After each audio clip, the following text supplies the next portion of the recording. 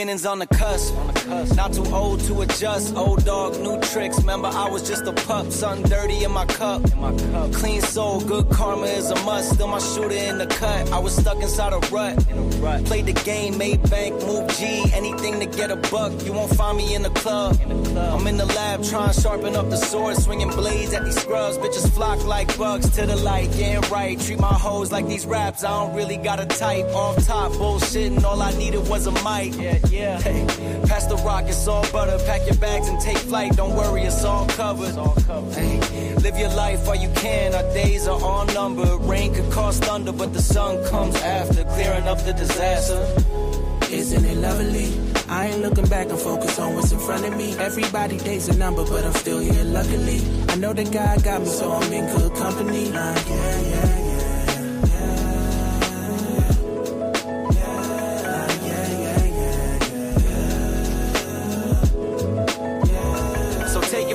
I got some places I should take you to see. You know it's easy when you ride with a G. Light speed, moving fast through the city, trying to find me some peace. I finally lived to be the guy that I was dying to be. Still I got some trust issues, people lie through their teeth. The more I grew, the more they hide in the crease. Squad building, weak members get released. If we trying to compete, starting pitchers need relief. Bro, we building a team, everybody got a niche. I've been known to play mine to a T, but it's time for me to lead. Picking dirt right out the cleats. Steep path, roadblocks in the streets, trying to knock me off my feet, cause the devil never sleeps. So I don't sleep too, and trying to breach safes that I didn't have the keys to. We all been victims of trauma we ain't agreed to, but the sun comes after, starting up a new chapter. Isn't it lovely? I ain't looking back and focus on what's in front of me. Everybody day's a number, but I'm still here luckily. I know that God got me, so I'm in good company. Yeah.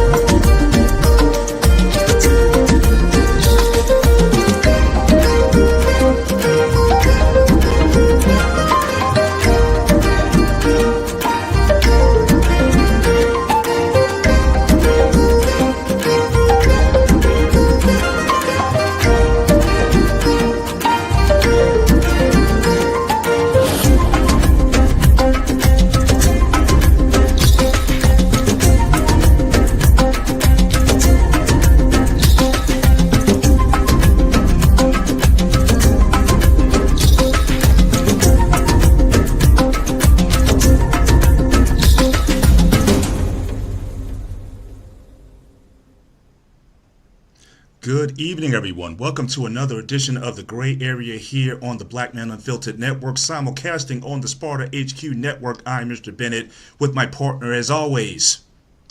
This is Sparta! The Ghost of Sparta, a.k.a. Peter, a.k.a. Paniotis. Yeah, so my brother, what's going on tonight? What is going on? Are we thirsty tonight? Yeah. So we're going to get into this a little bit. I have a rant of a little bit on this topic. So, you know, when you brought it up, you know, I started going back in time and I started thinking about some things. So I got a little bit of a rant on this topic. But yeah, definitely looking to go into it tonight. I think it's appropriate for the show in that it is, for the most part, a global products globally consumed. So again, we've done shows on drugs, we've done shows on alcohol, we've done shows on tobacco and marijuana, and certainly tonight's show on coffee. Certainly, I'm looking forward to having this this conversation. But as you come in tonight, ladies and gentlemen, we certainly ask that make sure that you consider hit the like button. Certainly, when you come in. Certainly that helps on both platforms. If you can hop over to Sparta HQ Network and drop a cash up there, certainly we'd be so grateful for that. Also, consider again dropping a super chat here to the Black Money Filtered Network, and also consider us. Certainly you can drop cash ups personally to us. We'd appreciate anything that you give to us as you come in tonight. So definitely looking forward to this topic, but just kind of give everybody an update. So as you see in the banner, like right here. So certainly my wife and I, we successfully completed our 28th season of marriage, and but we've already started. Appreciate that. So certainly we've already gotten a head start on season number 29, and so certainly we are at a here we go again. There you go. Run it back. So we are in a secure location. We go again. We're in a secure location here, so we're kind of like in a black ops site here, sort of off the grid. So again, this takes a lot of planning and a lot of preparation to make sure that we're going to be ready for this new year. So we had to kind of get away from things. So we're in very deep conversation and planning to make sure that this season's very successful. So it was important that we got away, and we make this a ritual every year that we make sure we get away to make sure that we start off things on the right foot. And so so this is our opportunity to get away for a couple days. But again, I can't let you know what location this is. But again, I assure you that this is again a very top secret place, and certainly there's very important business affairs that are going on in this place that again I can't share with the crowd, but to trust me, we're taking this matter very seriously, and we're looking forward for a big 2025 and 26, and getting this season off to the right foot. So very excited for the new year, and certainly my wife and I just in a great place, and just looking forward to the future. So very good. But how things on your side, sir? Working a lot. I got another promotion at work lately. So I got promoted from PC chef to sous chef less than a week. So that tells you my skill set. Actually, I want to, if you mind, I want to pull up some of these slides I had from work to show you guys how much work it actually takes to present a decent meal to a resident. And it's not just people think it's just food. It's not just food. It's art in a way. Mm-hmm. And it's a lot of work. So if you share screen. Here we go. Whenever you're ready, Paul, just hit me. Yep. Yeah. So you can see some of this work I've been pushing out lately. Nice. And for what clientele is this? This is a high clientele for a nursing home, but they have a personal care section, and personal care section is a high end section. It's like $7,000 a month. I can't unfortunately get against my contract to say where exactly it is because of HIPAA laws and stuff like that. But I can show the food at least. You get the idea. Nice. And you get the idea of where I'm going with it. It is a lot of work to push all this stuff out. So me getting promoted to sous chef is actually a very high accomplishment. Absolutely. Well, that's your problem. You're working too hard. So they're gonna keep using you up until they get it to the right place. So again, thank you. That is the goal, actually. Yeah, that because the PC side has been having a very lot of struggles, and the clientele are so picky there.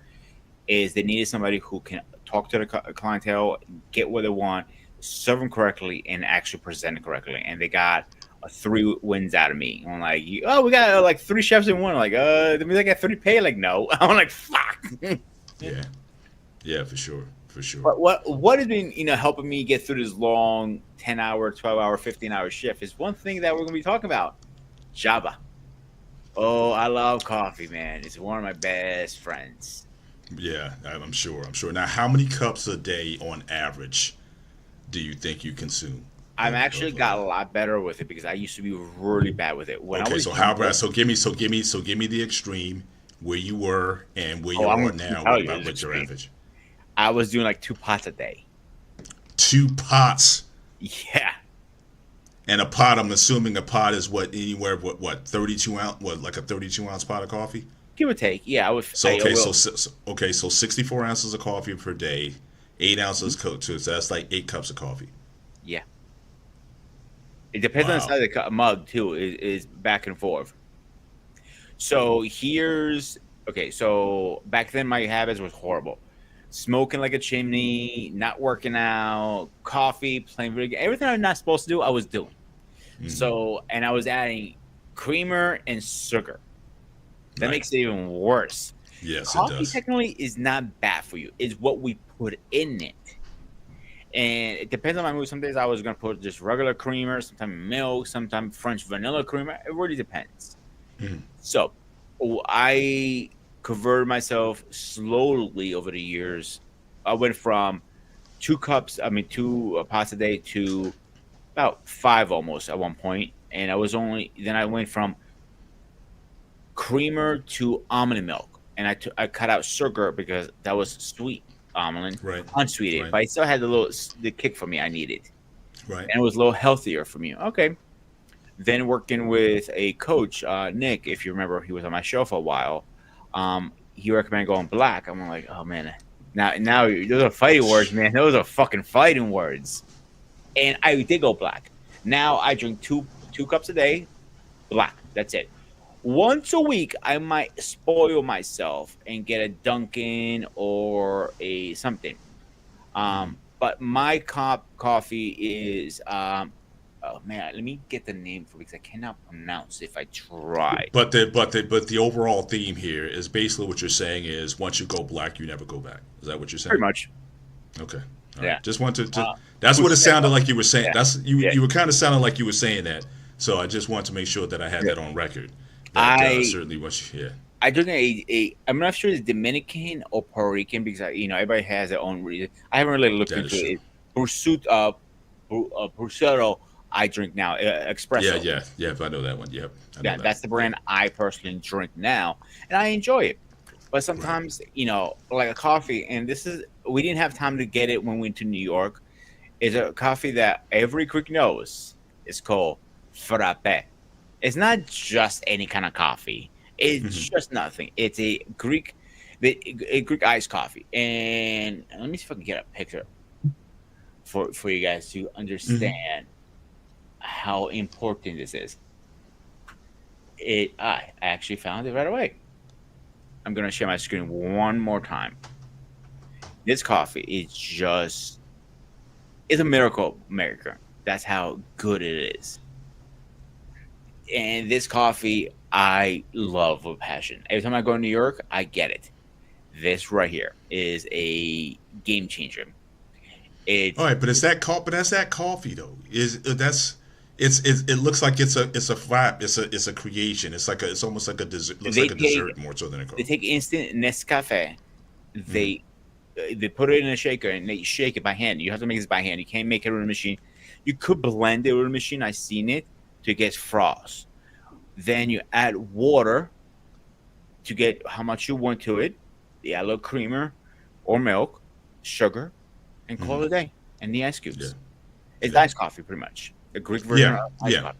Yeah, and this is certainly something that I've seen over the years that the explosion of coffee. Now, Lady Navoa, she may have some pushback for you. She said it's not coffee when it's cold. It's just a replica. Believe it or not, bro, unlike as much I love coffee, I'm addicted to coffee. I will admit it. I am not a fan of iced coffee. That's the only one I really drink is Nescafe. Once in a blue moon, if we're like, say, me and you are hanging out, you go, hey, let's get iced coffee. I'm like, screw it. Why not? But I go for hot. Even in 95-degree weather, I would drink hot over cold. You'll drink a hot coffee in 95-degree weather. Wow. I done it. I do it every day. Now, what's for you the appeal? Because I admit, I have probably 1 cup of coffee a week, and it's not even coffee drunk by itself. I agree. It's mostly cold. I like coffee desserts. In fact, we just got back from again, I can't tell you where we're at, but a dinner date. Just got back, and I had some coffee ice cream, which I tend to like a lot. So I like iced coffee beverages. I like putting it in my protein shake. So like usually I work out in the morning. On the way to work, I'll brew a cup of coffee. I'll blend it with ice and everything. I put my protein products in there, freeze it up real good, and I'll be drinking that on my way to the office. I have about an hour drive. So, but that's it. I don't really consume coffee yet because, quite frankly, I'm not necessarily a fan of the taste, especially of black coffee.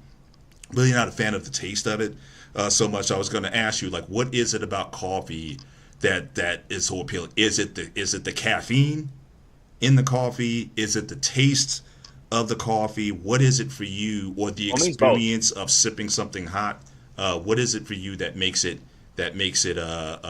such an experience for you? For me, it's both. But I got a funny story that happened yesterday at work, actually. So my director, she goes to me the other day, like, man, she's running around. She didn't have time to stop and get coffee. So, man, I really could use a cup of coffee. I don't want to drink another energy drink. I drink them all day long. I'm like, I had a half cup still with me. I'm like, and I didn't have time to. I knew I hadn't had time to finish it. I go to her, listen, just take mine and just finish it. I'm cool with it, okay? So as she thinking, she wasn't thinking. She takes it out of my cup and drinks it. So you see her like, I'm like, so look at what the fuck is in this? Like black coffee? You could have fucking warned me. I'm like, I don't know you were gonna take a sip right out of my goddamn cup. Yeah. She pours it in her cup. She runs out. She goes to the break room, comes back, and she starts stirring and he warmed it up and everything. He goes, "This is how coffee is supposed to be." She goes, "I'm like, listen, you got your way, I got my way. End of story." Yeah. To me, it's the taste and the caffeine. A little both. I need a little pick me up in the morning because I'm usually exhausted. I'm honest. I don't get enough sleep. We talked about this already, and I need a little pushing it. And I'm so used to having a hot cup of coffee in the morning. It's like routine at this point for me. Yeah, I hear you. Now, my wife, interestingly enough, she'll oftentimes take her coffee black, but almost like for the opposite reason. She doesn't necessarily like the taste of it. It leaves kind of a bad taste in her mouth, but the thing is, she kind of wants that, especially as she's working. Mm-hmm. So it's almost like coffee almost irritates her, and so the irritation kind of helps her stay focused, especially if she's having trouble, concentrating or whatever, feeling kind of sleepy. So so having like the taste of coffee in your mouth, I mean, it takes, you got to really brush and use a strong mouthwash to get that taste out of your mouth. It kind of almost becomes like a motivation for her to kind of keep doing what she's doing. So that's the only reason she's not a big coffee. I mean, we have like the K-cups in the house and everything that we'll use. We typically use a light. Now, let me ask you now, if you had your choice of coffee, you like a dark roast, extra dark, light roast, breakfast, morning blend? What's your go-to if you're... I'm all over the place. I don't have, my go-to now is the espresso. I prefer the espresso right now, and that's what I like. I've been on that for a while. But if, I came to your house and you have 10 different kinds, pick one. I'm like, I don't really care. I like all the coffees. I like dark, medium roast, breakfast blend, night blend, anything with named coffee. But here's the biggest argument I have with people all the time. Ready for this one? I'm going to say it, Paul. Dunkin' is not for coffee, number one. See, I'm not going to get this is part of my rant. Okay? As to my view on coffee. Now, again, I'm Gen X. Mm-hmm. So I grew up in an era where this just was not a big deal, right? I also worked in McDonald's for 4 years, right? So again, I knew what it's like to make coffee every morning and whatnot. But I don't know what I kind of want to pinpoint kind of where stuff started happening. It was definitely in the 90s. So when I grew up, we had Maxwell House coffee. We had Taster's Choice coffee. We had Folgers with the flavor crystals. We had, if you wanted decaf, we had Sanka, right? So again, for the longest time in the 70s, in the 80s, it was all about, mostly either you put it in the traditional coffee maker and it percolated in the cup or whatever, or you had the coffee maker, the Mr. Coffee maker, and you put your grounds in there, you made your coffee or something, you could set a timer, it'd be ready for you hot and fresh in the morning. But something happened probably in the 90s, and I'm going to attribute it to the worst thing that probably happened was when Friends came out, the TV show Friends.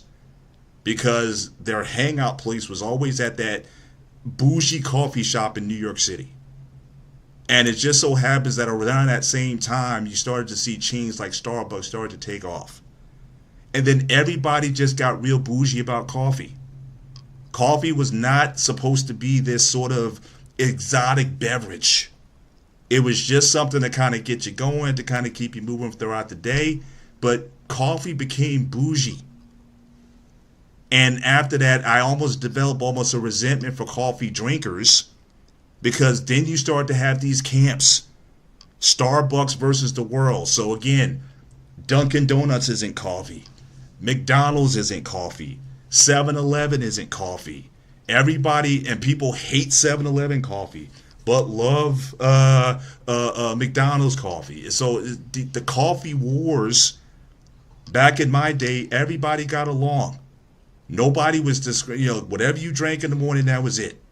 But so now we got these coffee wars. The lines have been drawn in the sand, and all these people, it's us versus everybody else.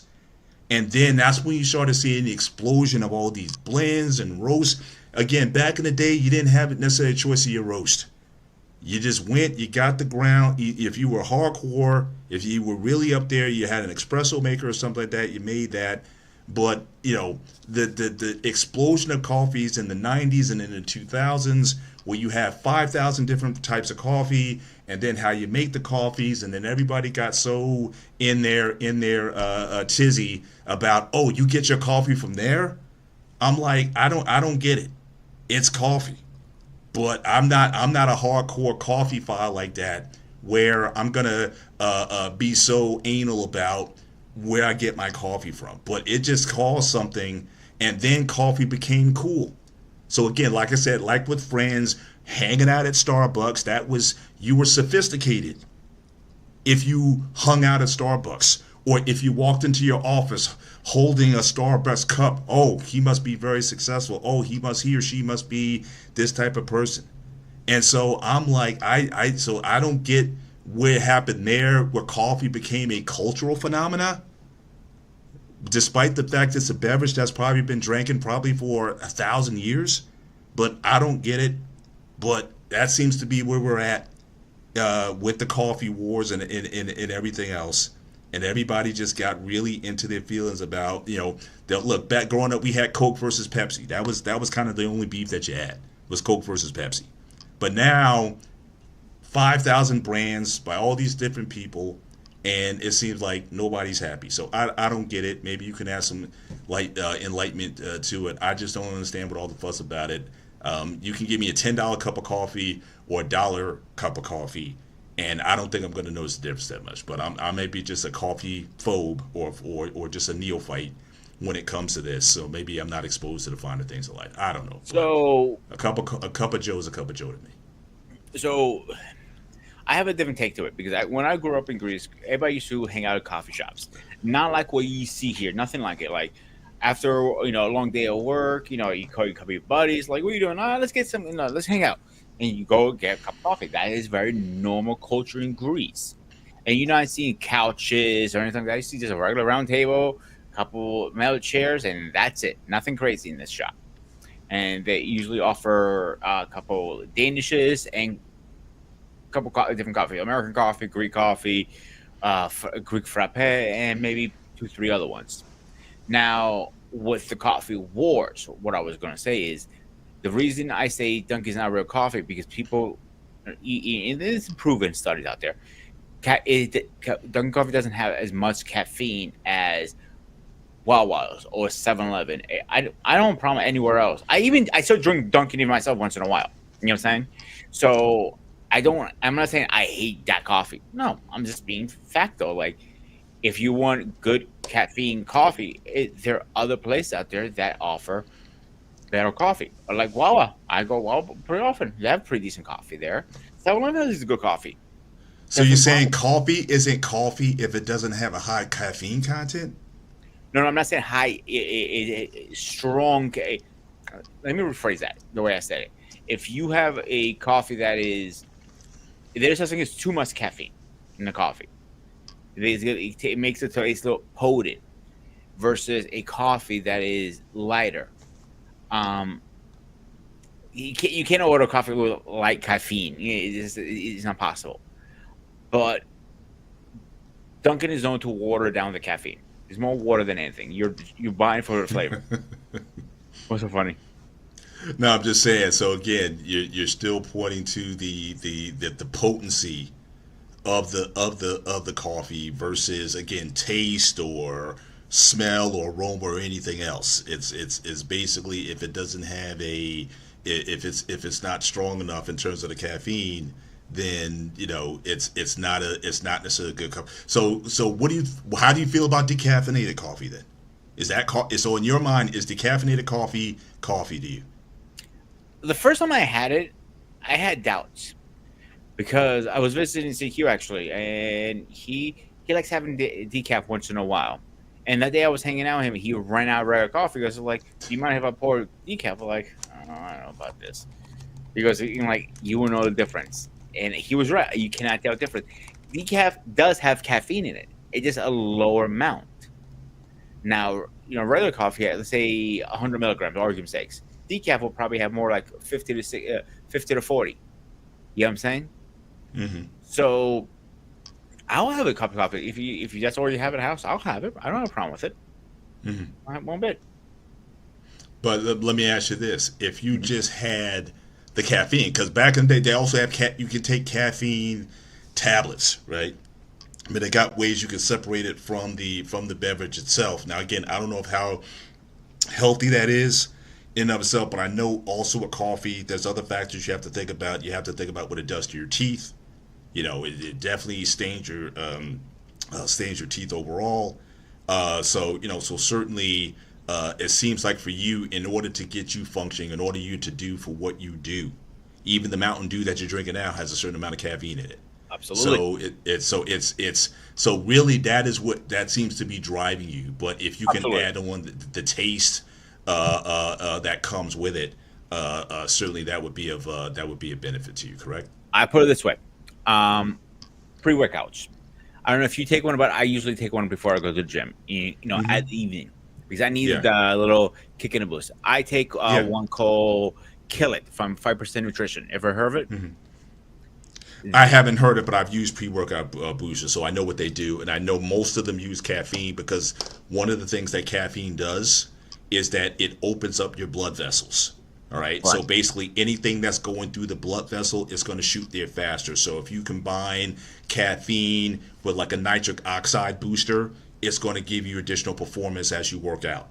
But also that's another reason why people get high or feel that sense of highness from drinking coffee is because if you add sugar to it, again, the energy boost that you get from the sugar is going to be increased because of the widening of the blood vessels that's transporting the sugar to the target and to the senses.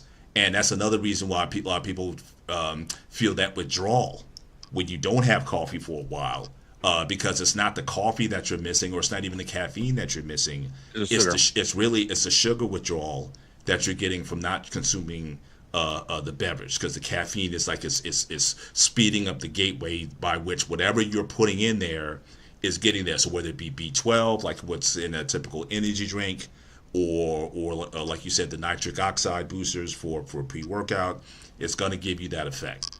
So it seems like, the caffeine seems to be what everybody is going for. They want, because coffee is typically a stimulant.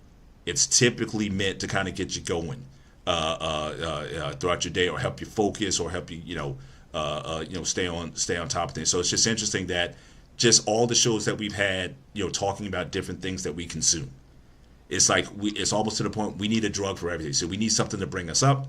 Mm-hmm. So we need caffeine to get us up in the day, and then we may need a drink after work to kind of bring us down, or we need to take some melatonin to help us sleep. It just seems like more and more as a global community, we need something. Forget just the natural foods that are in the ground, protein, fats, and carbs, and water. We need these additional things in order to, just to kind of get through the day, and certainly coffee is certainly, certainly probably rivaling literally water itself when it comes to daily consumption. So let me ask you, how much water do you drink per day? Just straight up water, no mixing it with anything, just a glass of water or a 16-ounce bottle of water. How much water are you consuming? I get one of those big jugs that you see bodybuilders carry. Yeah. And I finish that usually by the end of the day. All right, so you're basically drinking a gallon of water a day, in addition to all the coffee that you're consuming as well. Or do you consider your coffee part of your intake? Yeah, of course. But I have a cutoff rule. By 11:30 the latest, maybe 12. It depends how busy the day is. It's a cutoff. That's it. I'm done with coffee for the rest of the day. I go to my water. Mm-hmm. That's it. The only other caffeine is my pre-workout. I guess I use, and the reason I use that one because I'm exhausted at the time I need to go to the gym, and that is the strongest one on the market right now. It's Kill It. They have about 200 grams of caffeine in it. 200 in one bottle. It's a 6 ounce, I think it is. Right. I'm looking at it right now. But every hour, C4 only has about 100, 150. Yeah. Correct. What is it? A Red Line, again, about between 100 and 150, and they're great. Yeah. But I think I'm so used to caffeine, I need something a little more stronger. Versus and that's right. But that's the case with a lot of things that we talked about, right? Yeah. Whether it be drugs, whether it be cigarettes, it's it also, you can reach a point where whatever stimulus that you're getting from the product stops stimulating you in the way that it did before. And so again, you start to need more and more. So again, when you were up to 64 ounces a day or 8 cups of coffee a day, and I've known people who've certainly done that. And now the dangerous thing is they don't just get a cup of coffee. They get the big 32 ounce or 40 ounce I don't do that mug, and they walk around drinking that kind of coffee all day. So it's I actually lied to you. Kill It is not 200; it's 400 grams of caffeine. Oh my gosh! Yeah, that's 8 cups of coffee. A typical cup of coffee, like an 8-ounce cup of coffee, has usually about 83 to 85 milligrams of caffeine in it, just on average. Correct. So again, it's the equivalent as if you drunk. You said how much? 400? Yeah. So what I do is I don't drink the whole thing. I drink half one day, I put it away, and I drink the other half the next day. So these suckers are expensive too. They're about $50 for how many count are these? 12 bottles. The powder form, it's all right. I like this better personally. Mm-hmm. And he's right. That is a lot of caffeine. That's why I only drink half of it. And it gets me through my workout. Fine. I have no problem after that. Mm. Sometimes, even today, this morning I was dragging. Again, I've been running on fumes the last 2 days of all the work I've been doing. Yeah. So that, is a little pick me up. Even Monster, sometimes, they're horrible for you. Red Bulls, horrible for you. Yeah. Especially the Monsters, because it's a 2 serving. A lot of people just look at the can, but they don't realize a Monster, the serving size is just 2 servings in every can of Monster. So it's look at the label and double everything on the label. So the caffeine content, the sugar content, or whatever else that they got in there, people treat a Monster as like a Red Bull, which typically comes in an 8.4 ounce can or sometimes a 12 ounce can. But again, you can certainly overload on the monsters. In fact, my daughter, she was into certain energy drinks that she was into. I had to kind of pull it back a little bit because she had some episodes where her heart started kind of racing, like really racing, like she's at the gym and it's really starting to speed up. And so we had to kind of pull her back on some of those energy drinks because they just weren't, even though they were kind of helping her to some extent. It just wasn't healthy overall. And she works in a medical field, so she's on her feet a lot of hours. She was at one time she was working and going to school, finishing up her master's and all these other things. So she was just racing like all the time. So it was like the energy drinks is because she doesn't drink coffee at all. She really doesn't like coffee, but the energy drinks was kind of like her caffeine fix that she got to kind of get her throughout the day. But again, especially given that other medications that she's on.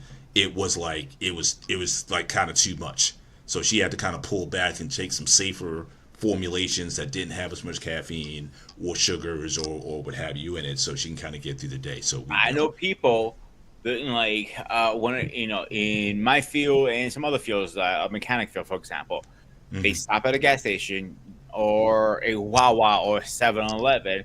They go pick up a pack of cigarettes and an energy drink. And they usually get a Monster or Ripple, and that's their morning routine: cigarettes and an energy drink. I'm like, that is way too much, personally. Yeah. Well, I don't know. I don't know if I can say that because I read labels. So again, I can look at the labels, and I know some of the energy drinks, some of them they'll put different herbs in them, they'll put different additives, taurine and other substances in them. But from a caffeine perspective. I mean, again, if you're drinking 4 or 5 cups of coffee a day, I can't hate on the guy. Or you get one of those energy shots, like 5-hour energy or something like that. I can't hate on the guys because they you think coffee is going to be that much better, especially when you're consuming such large amounts of it. Now, again, a cup of coffee in the morning to get you going, maybe a cup in the afternoon. But when you get to a point where you're having, certainly to the amount that you were having before, every day, anything that you take to excess, I think can certainly lead to problems. And I think one of the problems is, like what you just pointed out, you become caffeine dependent to the point where you need more of it to keep the same effect or high that you were getting from the lower doses. So I think that's something that people have to be mindful of. That yes, I mean, whatever happened to the idea of savoring a cup of coffee? Like you got it up here and you did this. The aroma, like in the commercials, right? They say smell the aroma of the Arabica beans, and you get that thrill. And it was supposed to kind of be there for a while, and you took a sip and you put it down, and you went and you did your work, and then you went to another. Like I could nurse. If I was going to drink coffee, I could nurse a cup of coffee for like a couple hours because I'm just kind of taking a sip, putting it down, doing something, go back, take another sip. I'm not drinking it to quench thirst. If I want to quench thirst, I'll have water or something else.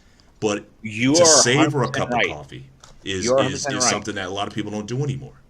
So you're 100% right. The way I learned how to drink coffee, it was in Greece. So I would drink coffee from a young age.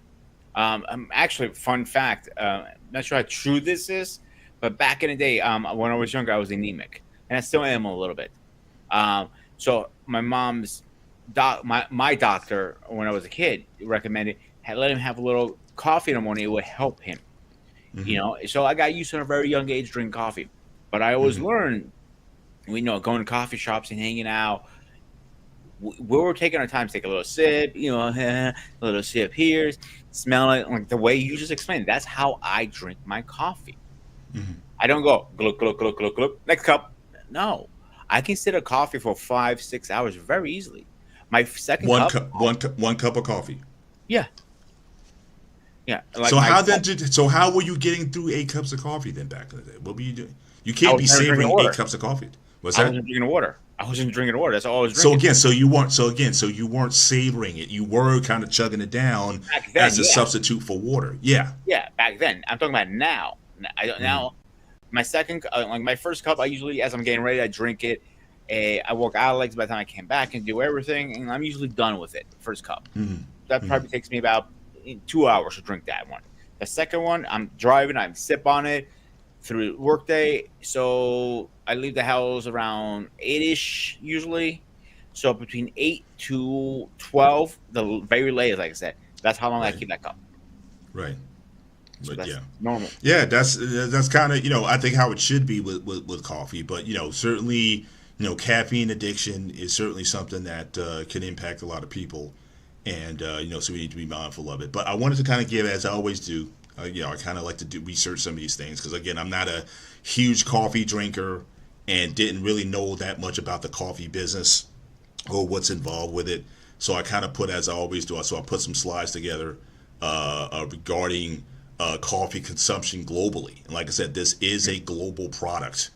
And without question, the United States, from just a tonnage perspective, drinks more coffee than anyone else in the world per capita. Okay, so again, the stat on the right, coffee consumption per capita, 2022 was basically 5 kilograms of coffee per year. So that's per person. Now Greece is even higher. So again, your population, your total consumption, because you're a smaller country, is a lot lower. But your coffee per capita, like you said, I guess in Greece, there's like a coffee shop like on every corner.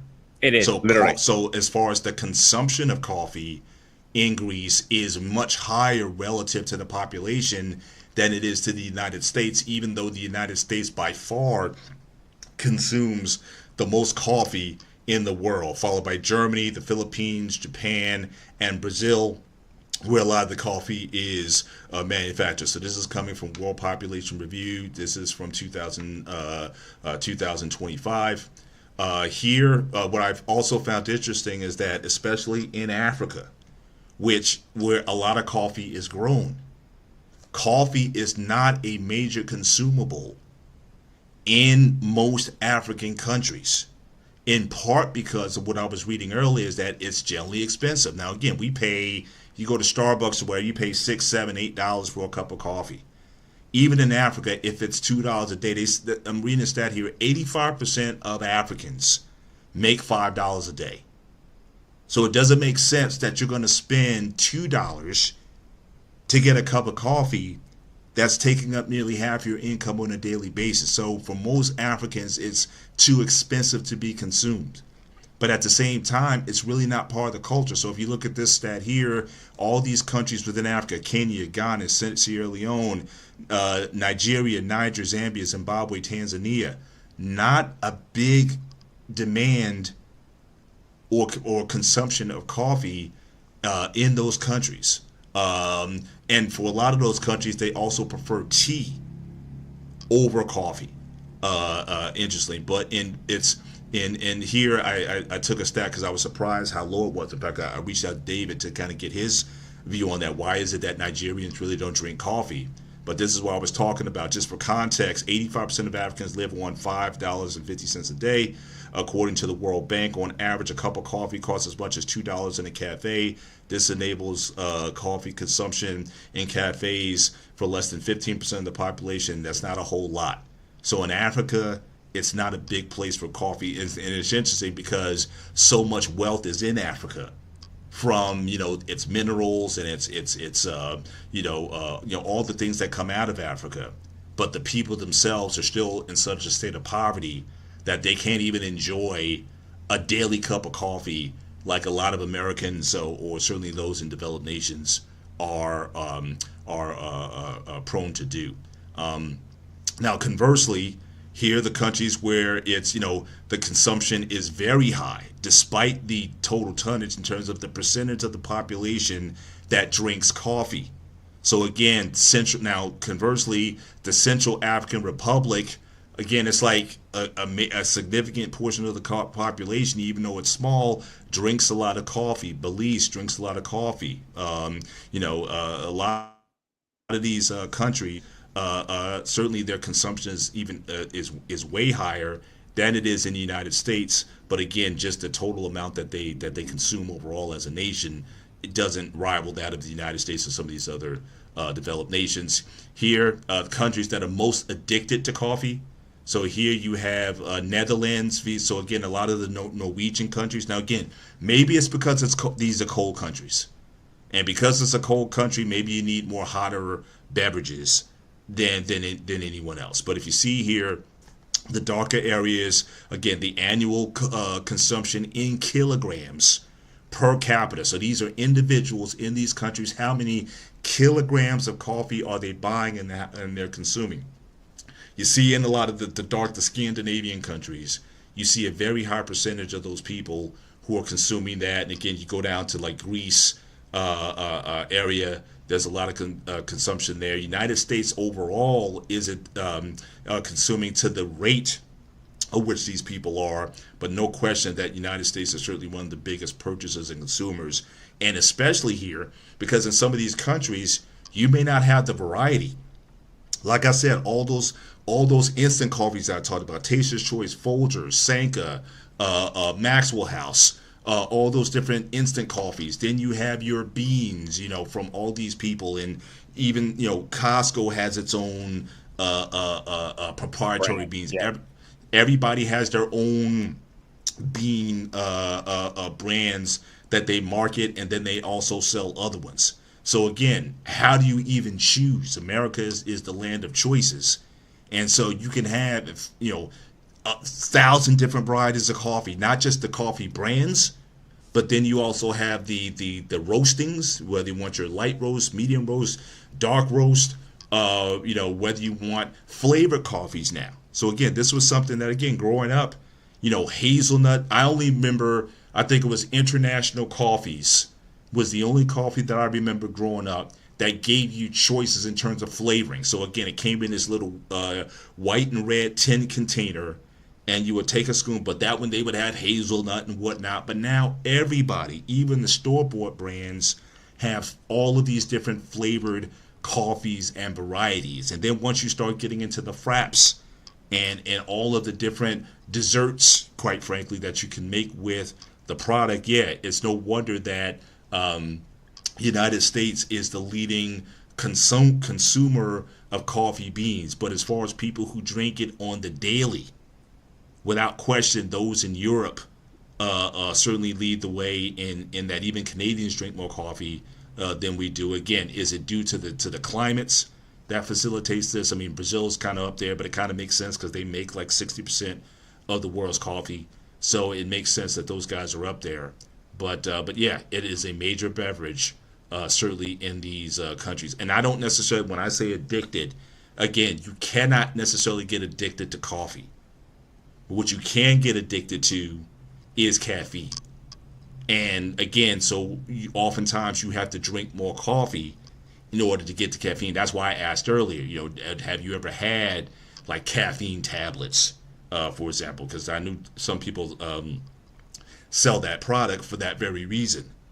So you don't necessarily get some of the things about coffee that may not be good for you, certainly in the long run. And here, just as a breakdown, again, the top coffee producing countries. Again, Brazil leads all countries in terms of its total output. But again, Ethiopia makes coffee. Mexico makes coffee. Honduras, Uganda. So again, like I said, a lot of coffee is made in Africa. But a lot of Africans, because of financial and budgetary reasons, don't consume the product. It's an export to other countries in order for them to use the product. And I just want to kind of go here. So again, when we talk about coffee, at least in the U.S., most people are familiar with Arabica coffee, which is typically, what's grown in Brazil. But there's different brands. Now, again, I don't know, are you familiar with these types? I, quite frankly, until I looked into this, I didn't even know these existed. But like I said, keep in mind, I grew up on only instant coffee. So this whole thing was a revelation to me when I found out how many types of coffee that's out there. So I don't know if you've sampled coffee from some of these other types of beans that are available. Have you? I haven't gotten into detail with beans because I don't know too much about it. And I'm happy with what I get now. One of my old chefs, Dono, this was his cup of tea. He has a grinder. He grinds it down. He buys the beans. He goes all out. I mean, when he goes all out, I mean, this guy is insane. When I say he loves coffee, he loves any type shape, iced coffee, hot coffee, light roast, dark roast, you name it, he loves it. Mm-hmm. And he loves grinding it down. He tells me this all the time too. Yeah, and I can appreciate that. Like I said, it's just, to me, and I guess this is maybe how I look at coffee as well. It's like eating a new food, or like going to a different restaurant. Like, maybe, have you ever had Greek food? Have you ever had Asian Thai food or some other type of thing? Like, I don't think there's anything wrong with trying out different coffees from around the world and different types of beans and whatnot, just to say you got the experience of other forms of coffee. But again, when coffee becomes a staple beverage or a major portion of your fluid intake, then that might be something we'll be concerning yourself with. But I just wanted to kind of quickly cover just these beans. Again, Arabica beans, 60% of the world's coffee is here. And again, it basically started in Africa. It's alleged that coffee originated in Africa, most likely Ethiopia, and it might have been the first place where coffee beans were ever consumed. Arabica comes from Arabica beans likely come from beans popularity in 7th century Arabia, present day Yemen. And again, most people are familiar with Arabica coffee because that's generally what's sold here. Some of these other coffee beans you probably haven't tried because they're probably not sold here. So again, these Robusta beans, again, a lot of these are grown, again, some in sub-Saharan Africa, but a lot of them are grown in Vietnam. As far as what they taste like, again, they tend to be a bit more harsh and bitter than that from Arabica beans, and they have more caffeine. So you might want to look into this, Pete, because there's more caffeine in Robusta coffee versus the Arabica bean coffee. But again, stuff like this, I'm assuming you could probably find this kind of stuff like on Amazon or some other sites that sell foreign brands of coffee. But again, you're not going to see these as major stores. But again, if you're one of those coffee connoisseurs, it's like if you're into wines and you want to go to like a wine tasting somewhere and try. Correct. And you want to try something like this might be something that may be worth doing. To add to your experience of different coffees from around the world. Same here, Liberica coffee. Okay, so again, an African coffee. Okay, unheard of in Western civilization before the 1800s. Liberica coffee gained foothold in Southeast Asia. Asian coffee producers, after a fungal disease, wiped out much of the Arabica crop. So this was almost like a substitute for the Arabica beans.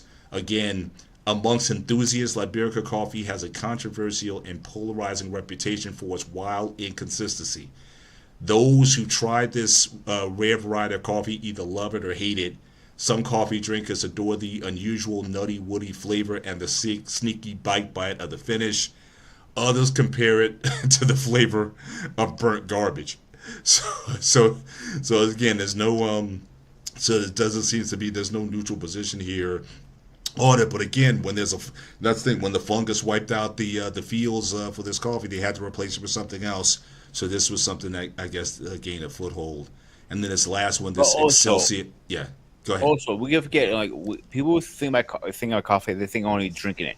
Coffee is other things too. You can use for a marinade or a crust, or if you're shopping for cologne or perfume, they have these coffee beans containers you sniff to open, to clear out your nasals. So coffee is not only drinkable; it's edible and everything. Fertilizer, ground coffees are great fertilizer, and I didn't know that till a couple years ago. My mom actually, I remember growing up, my mom used to do that. She would take, because again, back then you had the coffee maker. So again, you poured the coffee into this cup that had these, it had holes in the cup. And then you had the glass tube that went through with the hot water. When it percolated, it went up through there, it hit the beans, and then the coffee came out as a result. She would take those coffee grounds and she would put those in her potted plant. She had a bit of a green thumb back in the day, and she would use those for that purpose and whatnot. So you're right. So definitely coffee has a lot of variation. And keep in mind, the cacao is almost like a variety as well. I mean, cocoa, chocolate, the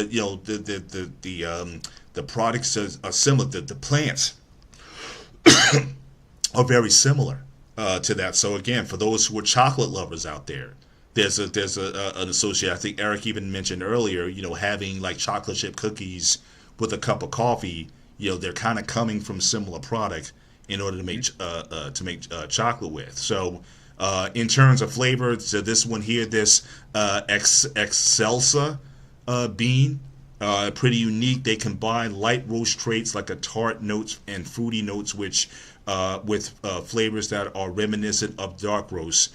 They are also lighter in aroma and caffeine, while maintaining an unusual depth of flavor. You can sometimes find these unusual beans in blends because they add complexity. So again, these are different types of coffee that, again, if you're really into coffee, or if you haven't tried these types of coffee, you might want to put yourself in a position to go to places where these beans are sold or exported, and try them and see if that's something that you may like. But again, just like fine wine, it's meant to be savored. It's not meant to be just consumed by the gallons as a replacement for water. So you talked about caffeine content earlier. So this here kind of gives you a breakdown of the amount of caffeine in milligrams per cup. So again, homemade drip coffee 145, French press 108, percolated 200, instant coffee 60, and you talked about the decaffeinated coffees earlier, 2 to 20 milligrams per cup of coffee. But now we got to the point where it just got ridiculous, I thought, because you got so many different types. Besides the beans you got to be concerned about, but again, the different coffee blends that are also enjoyed as well. So again, it is certainly, I will give it this. Coffee is extremely versatile. But I really think this is where we started to see this uptick in this sort of class or classism when it came to coffees. Again, Friends came out in I think it was like in the early 90s. And again, think about Starbucks in 1990. They had 84 locations in 1990. By 2003, they had over 6,600 locations. So again, there was a coffee revolution. So again, I grew up in the 70s and in the 80s, again, where it wasn't even a name. But now you have this explosion where not only you have all of these Starbucks up, but then you had companies like McDonald's always sold coffee, but then they started selling all these different flavors of coffee. And then again, Dunkin' Donuts started doing it, and 7-Eleven started doing it. So again, all of these drink combinations started coming up, starting in the 90s, to where again there's so much. Look at the growth again since the early 90s. It just skyrocketed in terms of Starbucks growth over the years. To be honest with you, Paul, like I know a lot of people love the flavors. If I don't drink regular coffee, I only drink French vanilla once in a blue moon. Mm-hmm. But my everyday traditional, I love the old school taste of coffee. Mm-hmm. That's how coffee is supposed to be. Coffee needs to be, and coffee needs to stay to be. It can't be. So you're not too far. So you're not too far from me then. You're not too far from me. So even you have your limits. Yeah, that's what it was. Man, I can't remember his name. He played in Rescue Me. He was a comedian guy. He does a little acting. And he went into the 7-Eleven years ago. It was French vanilla chocolate, this, that, and he goes, I just want a goddamn cup of coffee. I don't give a shit. And I agreed with him. Like, coffee is coffee. End of story. French vanilla is not coffee. Chocolate is not coffee. All this stuff. Mocha, that's not coffee. Coffee's coffee. End of story. Convince me otherwise, because you're gonna fucking lose. Whoever thinks he can argue that one. Yeah, I mean it's definitely it's a new market now. So again, making chocolate coffee mixes, the frappuccinos, and all these other types of beverages that have come out. Even tiramisu. Now again, I love tiramisu. as a dessert. It's one of my favorite desserts out there. But again, it has a hint of that coffee flavor in it. So it's like, coffee has become used in so many different ways, or people started thinking about it differently from just the cup of joe in the morning. They started making desserts with it. And I also think that for younger people, I think it also attracted a younger audience, because again, if you think about how coffee was promoted back in the day, it was always promoted to older people.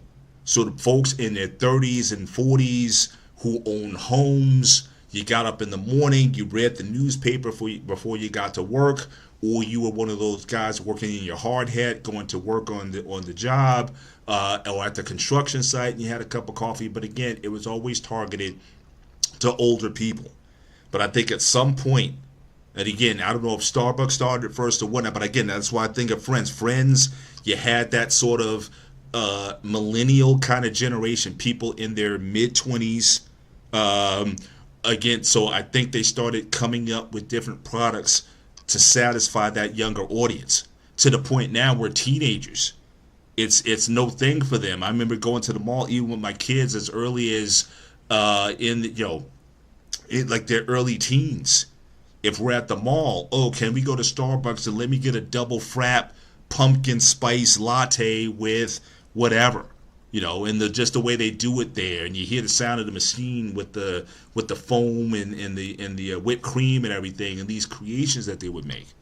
I think that they certainly were able to, they were definitely able to change, to bring in a new demographic that was attracted to coffee, but not, I would say, not your father or your grandfather's coffee, but these new creations that they were able to do with the coffee product. I got a little pushback, not towards you, but towards Starbucks. Not in a bad way. Not like, I hate the coffee, nothing like that. When you order coffee from Starbucks, maybe it's me, they have these fancy names always, like a large is a latte. And like, I looked at the guy one time and I'm like, listen, we're in fucking America. I'm not speaking French or Spanish, English, or whatever you want to fucking call it. A large is a fucking large. Enough story. I dated a girl who worked at Starbucks, and I used to get it fucking free because I was a chef at Elmark at the time, and anybody who worked for Elmark got free Starbucks because they contract together. Right. And all these weird names. Like I don't give a shit about the name. Just give me a regular, light and sweet, large, fucking coffee. Yeah. That's it. Yeah. Hey, he's looking at me like I'm crazy. Like it's not rocket science here, dude. Just make me a goddamn plain cup of coffee. And that was my point earlier. Starbucks, everything became very bougie. They started selling scone, so you had your tall or grande coffee with your scone, with your biscuit. And that just represented like a certain level of sophistication. That's why, again, Starbucks created a culture into which you had, again, business executives and people working in the cities and whatnot. It was a popular meeting space after work. Or if you went to the bookstore, when we had bookstores, you went to a Barnes & Noble, you went to a Borders or something like that, you would have these, set up, but people would be in there more so for the coffee than they were for the books. They treated the books like as if they were the library. They were able to get a book off the shelf, go and read it, the only thing that they bought in the bookstore was the Starbucks that they got. And so they were, so again, it became the driver in a lot of ways, again, of attracting those who had Starbucks. You were sophisticated. You were smart. You were a power player. You were into the well-to-do. You were into the hip, hip thing. Yes, Eric, Barnes & Noble is still alive and well, but they've closed several locations. So again, Borders. Here's the thing. Borders closed up, but Barnes & Noble is not is not too far behind though. Here's the thing with bookstores, really fast, before we get too much off topic, because I'm going to go on a rant really bad. Mm-hmm. Bookstores went out of business because of the reason you just said. You picked a book, you bought coffee, and you stayed there for hours and read one book. Maybe 3 books sometimes, even 4 books. So how many? I remember trying that in a comic book store. You get kicked the fuck out. Yeah. Seriously. Yeah. You can glimpse through it. They don't care about it. But you cannot sit there and start reading through it. They tell you, what are you gonna buy that, or you're just gonna read it? They're gonna say something to you. You're gonna read. You're gonna pay for it. And I think that's why a lot of bookstores, big bookstores, went out of business because they were given free material. How would you go survive? Well, again, I don't even think that the books was the moneymaker. It's just like the movie theater, right? How do movies make their money? Movie theaters make their money. Yeah. It's the concessions. The movie, you're not making a ton of movie off of showing the movie. And that's why, again, all these theaters started making it where you had dine-in theater, and you can have the reclining seats and the dining in, and like literally having dinner there, chicken fingers and cheese fries and all these different things there, because they knew that's where the money was. The movie is kind of like the bait to get you there. So I think for a long time, these guys, they just did a play on, it's just like any other store. You got stuff that you're kind of known for, but like Dunkin' Donuts doesn't even make money off of donuts anymore. Because I guess for a lot of people, they just decided to make it where donuts are unhealthy. So they figured, well, maybe a cup of coffee or something like that, maybe it's not, even though if you look at, again, if you read the contents and the calories, the drinks are worse than the donuts in terms of the calories and the sugars and all that. Yeah. Except Eric, who loves Krispy Kreme like crazy. That's his favorite donut. He goes, every time we talk about it, he goes apeshit about Krispy Kreme. He loves it so much. Exactly. No, he cannot stand Krispy Kreme. I know. He can't stand it. Yeah. Yeah. But it's definitely, but I think it went beyond that. So CJ makes it in terms of diversify. It went beyond diversification. It almost went to the point where now there's something in retail. They call it loss leaders. It's meaning that you're willing to take a loss on one item in order to make the bigger profit on the other. But you still cover the item that you are supposedly for. So again, I think the bookstores like Barnes and Noble or Borders, they thought that the coffee and concessions in the long run would make them more money than the books themselves. Now, if you're like a local bookstore, then absolutely your success depends on the sale of the books. But but the same thing with, like I said, the movies. They're willing to take a loss on the movie. Because again, think about it. These days, people aren't even at the movies for more than a week. Like you go to a movie after like the first week or two, there's like nobody in there. If you don't go that far from me, a lot of times, if I don't go opening night to a theater or even like Thursday night or even when it comes out, by next week, there's nobody there. So again, you're not making money on necessarily the sale of movie tickets. But yeah, give me some chicken fingers for $12.50, and then you throw on that a bag of popcorn for $9.50 and a soda for $7.50 per person. You're making more money than the cost of the ticket. The movie ticket might have been $15, but you spent $25 in concessions. So I think the same thing with coffee. I think that for a lot of these places, Dunkin' Donuts, now McDonald's, I think they certainly still, the food is still kind of the driver that gets people there. But Dunkin' Donuts and some of these other establishments, maybe even 7-Eleven, I think that coffee has become the moneymaker for them. They just put stuff in there. If you want something else, I don't think 7-Eleven is their coffee's a moneymaker. I think it's everything buying gas, the cigarettes from them, the freaking everything else that's selling there, food. Coffee is probably one of the higher marketers, but they have so many other things. Like even Wawa, same thing. The coffee is great, but they make hoagies and everything like that. I think that's another one to make money. But when it comes to movie theaters, I think you're 100% right about that, Paul. It's only very few movie theaters that you're allowed to bring food in, like the movie theater at the mall by mine, because it's a food court right there. If you say you bought it from the mall, you're allowed to bring it into the theater. They can't stop you because you bought it from the same location. Right. Now, if it was just a movie theater, yes, they can stop you. They can tell you not bring that in. I remember sneaking shit in all the time as a kid. Back in the day, absolutely. You wore the biggest, heaviest coat that you did. You had like internal pockets and all kinds of storage compartments to get certain things. That you had to be creative when getting stuff in, because we weren't willing to pay $5 for a pack of goobers or some jujubes or something. We just weren't willing to do that. So yes, absolutely. And I love, like, if you dating a woman who has who likes carrying a big purse, that's even better. I'm like, here, babe, throw this, and her bag is like 10 times bigger than normally is. Dang. Condoms, really? Well, at least people are being safe. Lottery takers, definitely. Yeah, that we might want to talk about that in another show. Lottery, and how many people play the lottery. That might be something that we might want to cover in a future show. But I can definitely understand the. I can definitely understand. 7-Eleven. It's like this explains a lot now why everybody's having babies like crazy. Cheap condoms from 7-Eleven. That's the problem.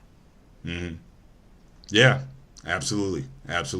Yeah, so I mean, definitely, the heavy coat, with multiple compartments or whatever, or Now I've never been to a theater where they kind of like patch it down. I have been to a couple where they say, "Can you open up your coat a little, whatever?" That hasn't happened often, though. But again, especially now, because again, people aren't going to the theater. It's like I said, it's after a couple of weeks.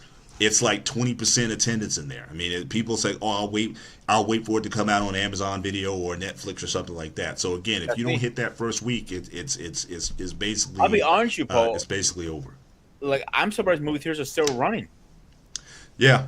I thought they'd be dead by now. To be honest, especially during the pandemic, I thought that certainly a lot of them would have closed out. Surprisingly, I haven't seen too many that have not. All the major movie theaters near me are back up and they're running. And from what I'm seeing, especially on the weekends, the weekend lots are pretty full. So so certainly, but that was definitely something. I figured it would take a while before people started going back to the theaters and whatnot. But just getting back to the whole coffee topic, I'm still kind of surprised that I haven't seen a lot of movie theaters offering coffee products. I mean, they have the fountain drinks, the Coke and the Pepsi and the Mr. Pibb or whatever, but I haven't seen too many offering, "Hey, let me get an iced frap for the movie." I think if a lot of theaters started doing that, I think that could be a very profitable thing for them, in addition to the profits that they're making off the other concessions. I personally have seen coffee at movie theaters. Not like nothing crazy, like a frappe or anything like that. Like a cup of Joe. They usually, some of them do have it, but some of them don't. Again, like you said, so. Yeah. They're not. Is hit and miss with a coffee that. I think people probably won't fall asleep.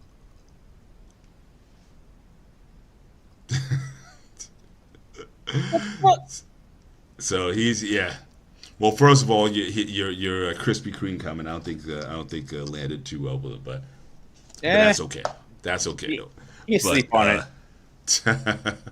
But still, but I mean, it's like I said. I think the fact that now they've been able to make so many different products from it than they might have had again in my generation growing up.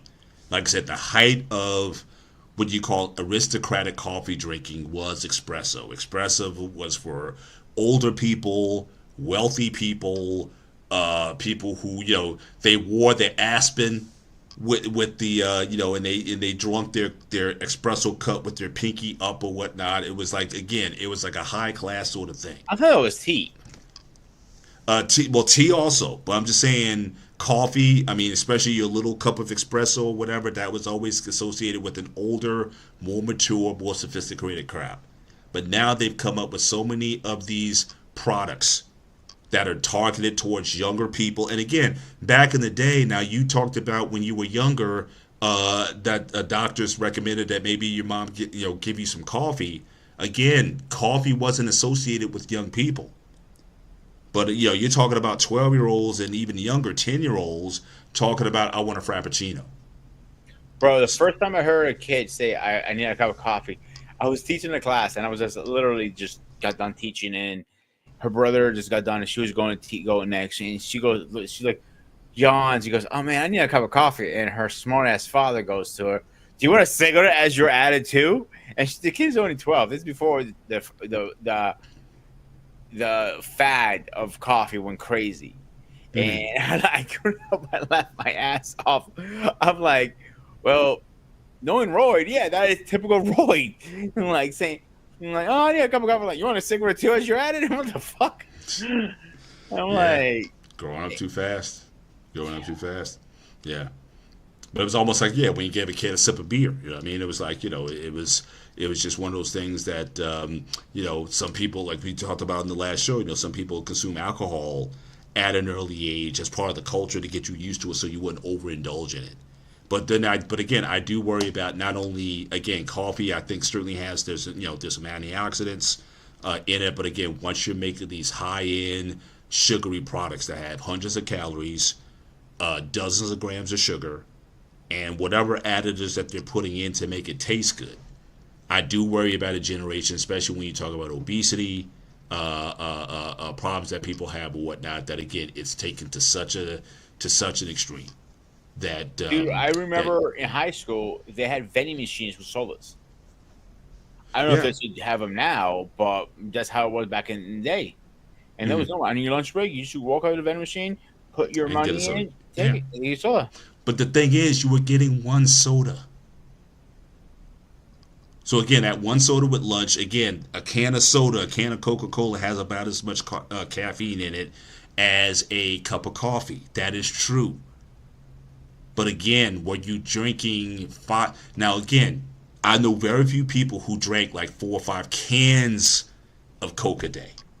That was very rare. But certainly coffee, 4 or 5, 6, 8 cups a day. In your case, 64 ounces, 8 cups a day. Much more common with coffee than it ever was with soda. And so for that reason, you could almost make a case that that soda is in some ways safer because, again, even though it has caffeine, you're generally consuming less of it than you are of the caffeinated products. And so again, you may throw that in the same, or worse, you're not likely to consume that much of it.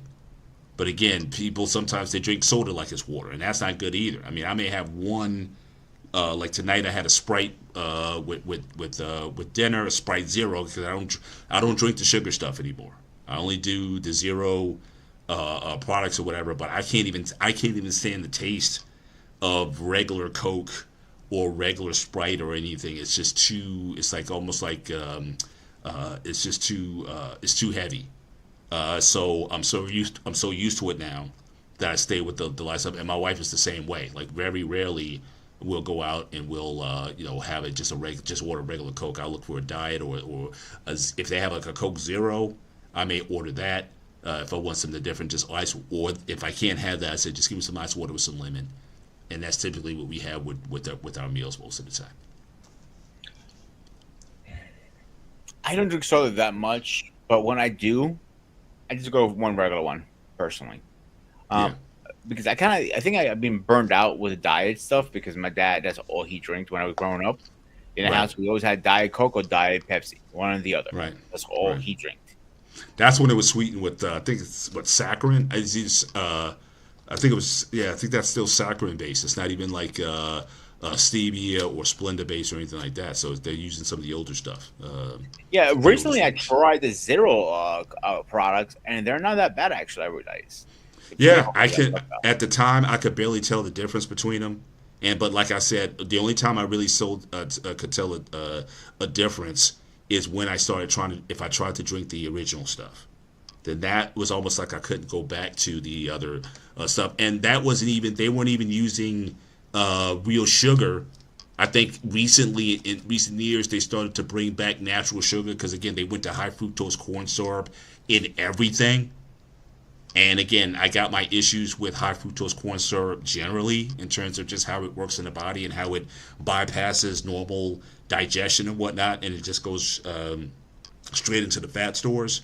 So again, high fructose I've tried to avoid, and I know a lot of the drinks went to high fructose, so I avoided those. But you did start to see some of the products come back with like pure cane sugar and things of that nature. But even then, I just don't like a lot of the sugary stuff. So I try to stay away from that certainly as much as possible. But shout out to CJ Wilkins, who's been very active in the chat tonight. Certainly appreciate you being here. But let me ask, certainly for those of you who are in the chat, I know certainly Eric and certainly Lady Navoa have shared their brews. One is, do you have a go-to coffee? And I'm not saying forget the exotic products, forget the fraps and the lattes and all these kind of things that are just associated with bougie products. I'm talking about you just want a cup of coffee, all right? Instant coffee, or if you do go to a Starbucks or Dunkin' Donuts, just a straight black, medium roast coffee with some cream and sugar in it, whatever. What's your go-to in terms of coffee? Are you only into flavored coffees or whatnot? But if for those of you who are into that, drop it in the chat. If you had to have a cup, do you like yours light and sweet? Do you drink it black? But just dial up your perfect cup of coffee with no extra fillers in it. It's either going to be black, or you put a Splenda or stevia in there, cream, sugar, almond milk, whatever.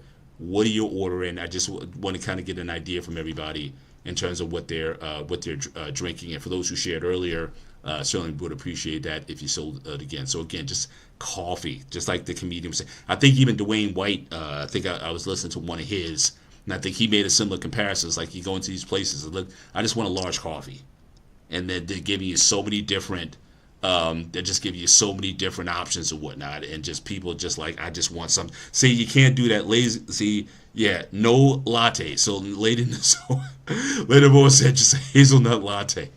No latte. I'm just saying a cup of coffee. What are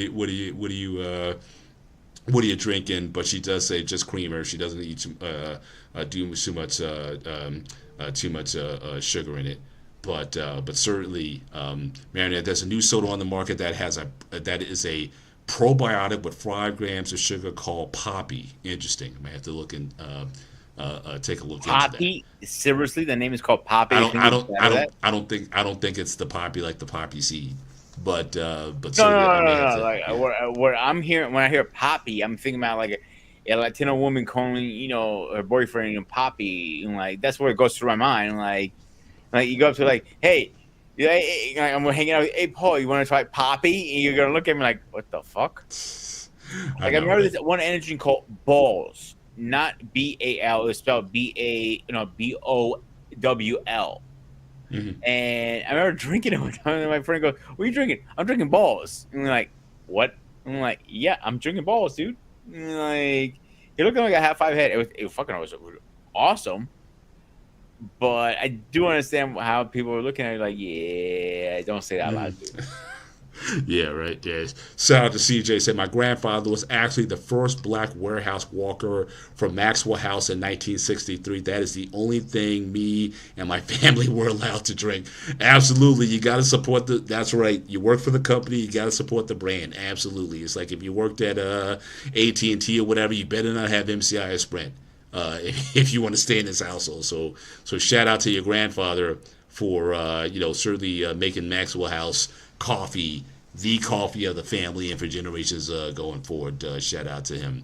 But he also likes to get a dark Colombian roast is all I need, no sugar.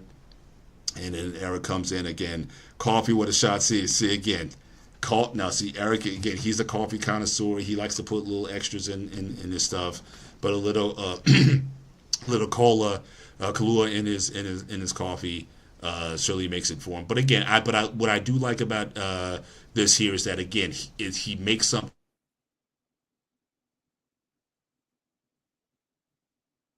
that particular coffee or that particular that. Now let me ask you a question, Paul. Product. Let's say that's a good thing. Yeah. Let's say we're just hanging out, whatever, right? And I tell you, hey, dude, like let's go grab a cup of coffee at a coffee shop. Not those crazy fancy ones. Just a normal casual coffee shop. Would you do that? Because I know you're a very low maintenance kind of man. I probably could. It probably depend on how much I had consumed earlier. Or let's say if I had a soda earlier, or I might have had a cup. Like I said, I typically only have 1 cup of coffee per week.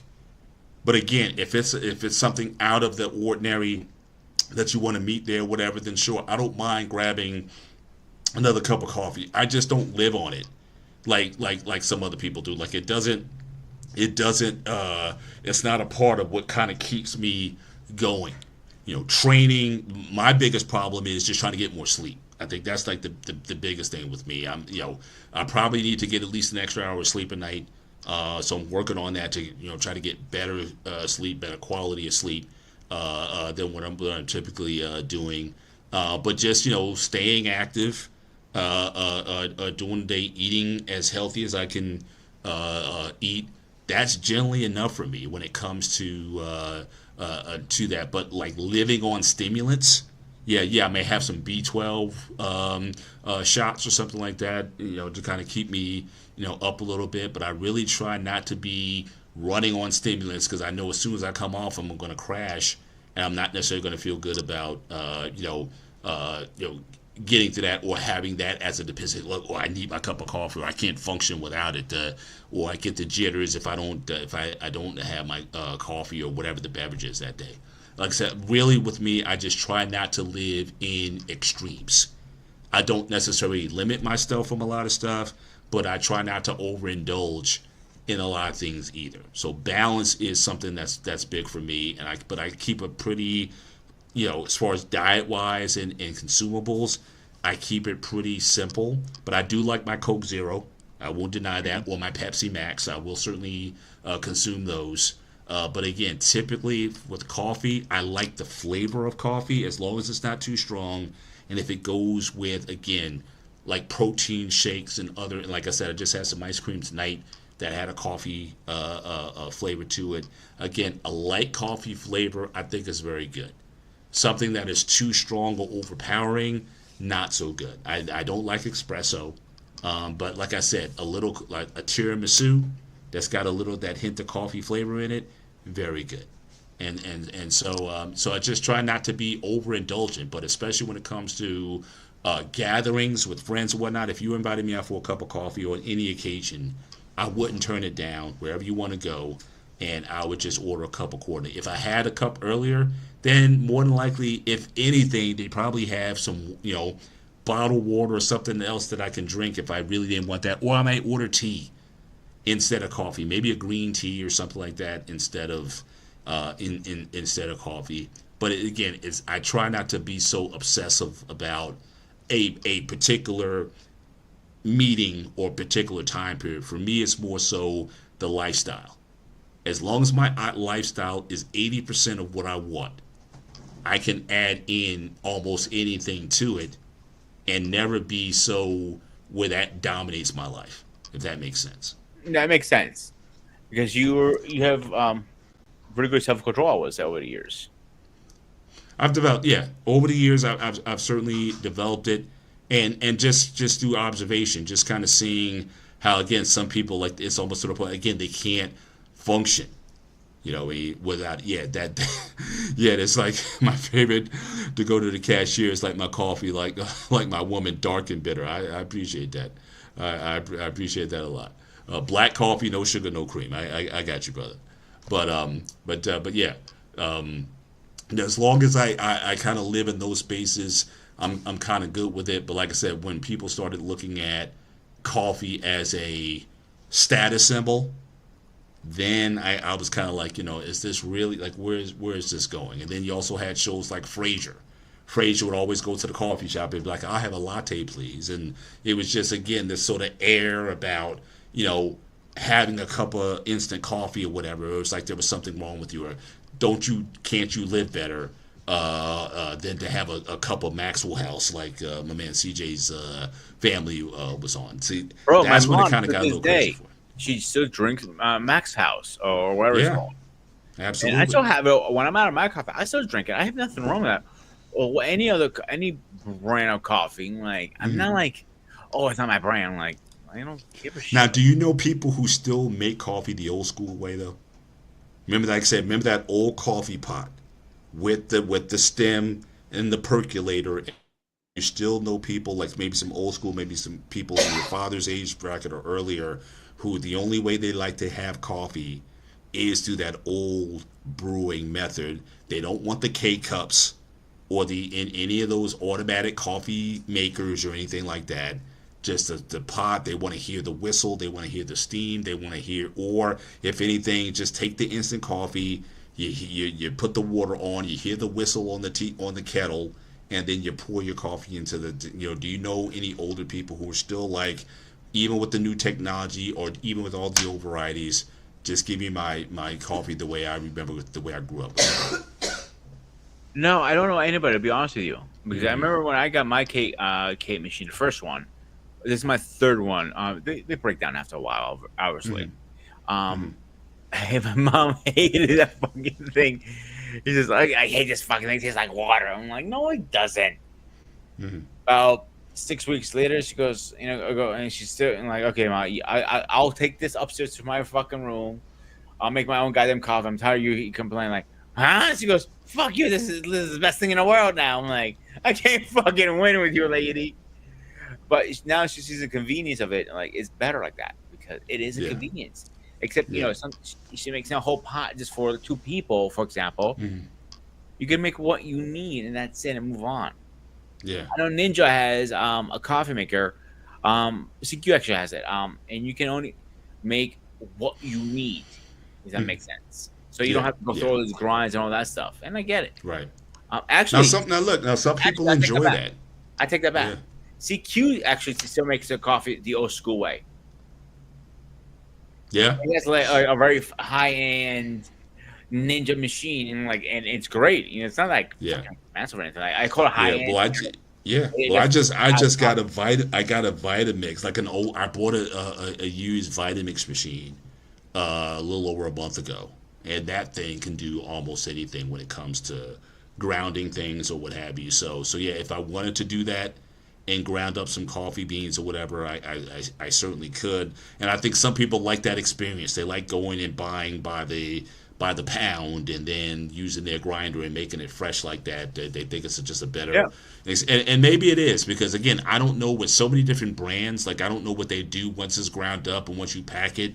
Do they put any additives? Do they put any preservatives in it to make sure that it stays fresh? But some people truly enjoy the experience. So that with coffee, it's not just about I need just to drink all this coffee. They treat it as experience from the picking process, the beans that they get. They're very selective about the roast that they get, and that process of going through and making coffee in that way and then savoring it.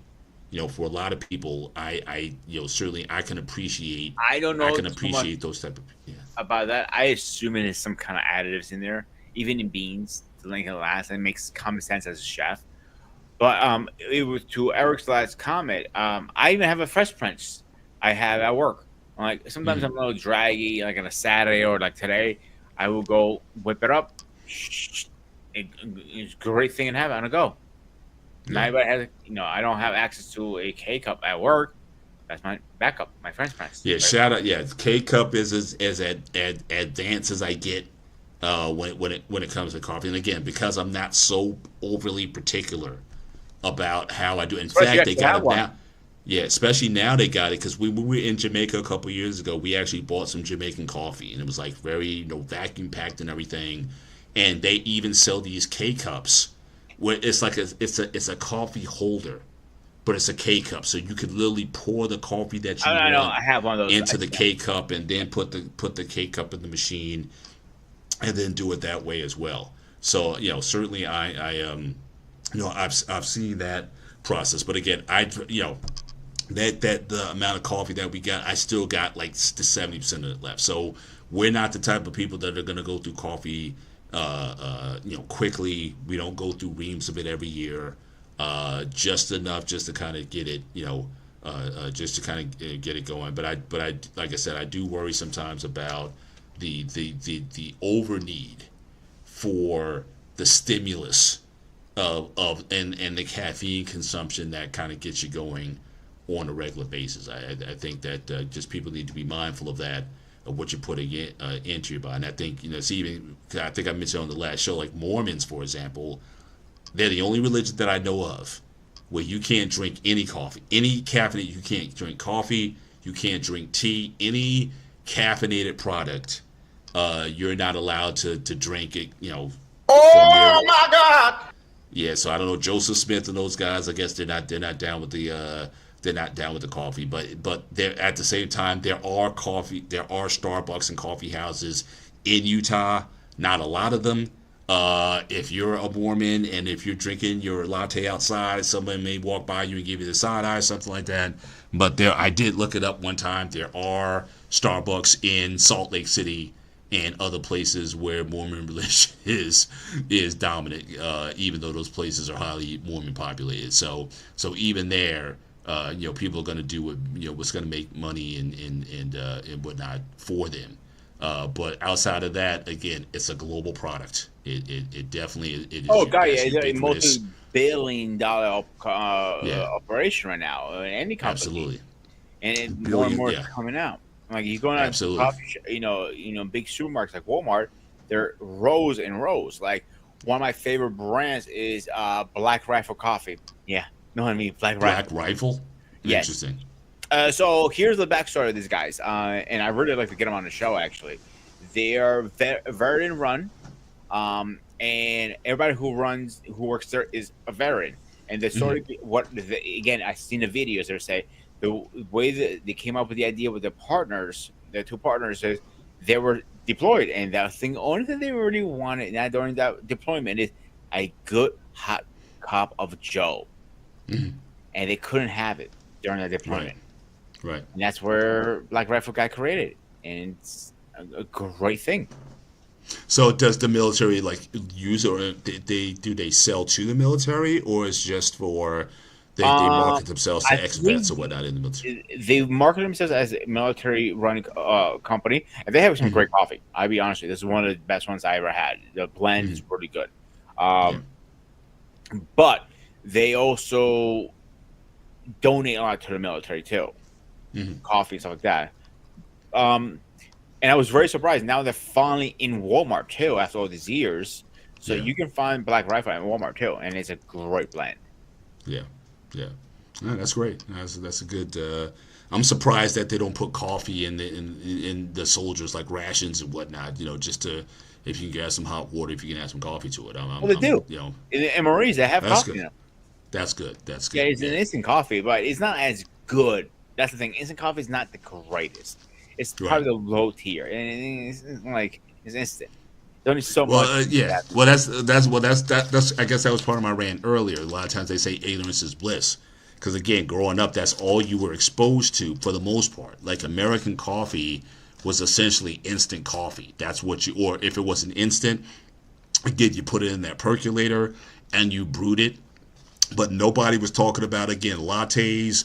They weren't talking about French roast. They weren't talking about, all these different roasts that you can get, or all these different flavored things, hazelnut and Irish creams and all these flavored combinations, and even the creamers. Again, the creamers got creative. So you can buy creamer that has hazelnut flavor or Irish cream flavor or cookies and cream flavor or whatever flavor creamer that you want. So there's, like I said, coffee has almost become, like I said, a form of liquefied dessert, more so than a stimulant to kind of get you through your day, or a beverage to be enjoyed for being a beverage, especially when they're adding all these different products to it to really appeal to all of these senses, your sweet senses, your comfort senses.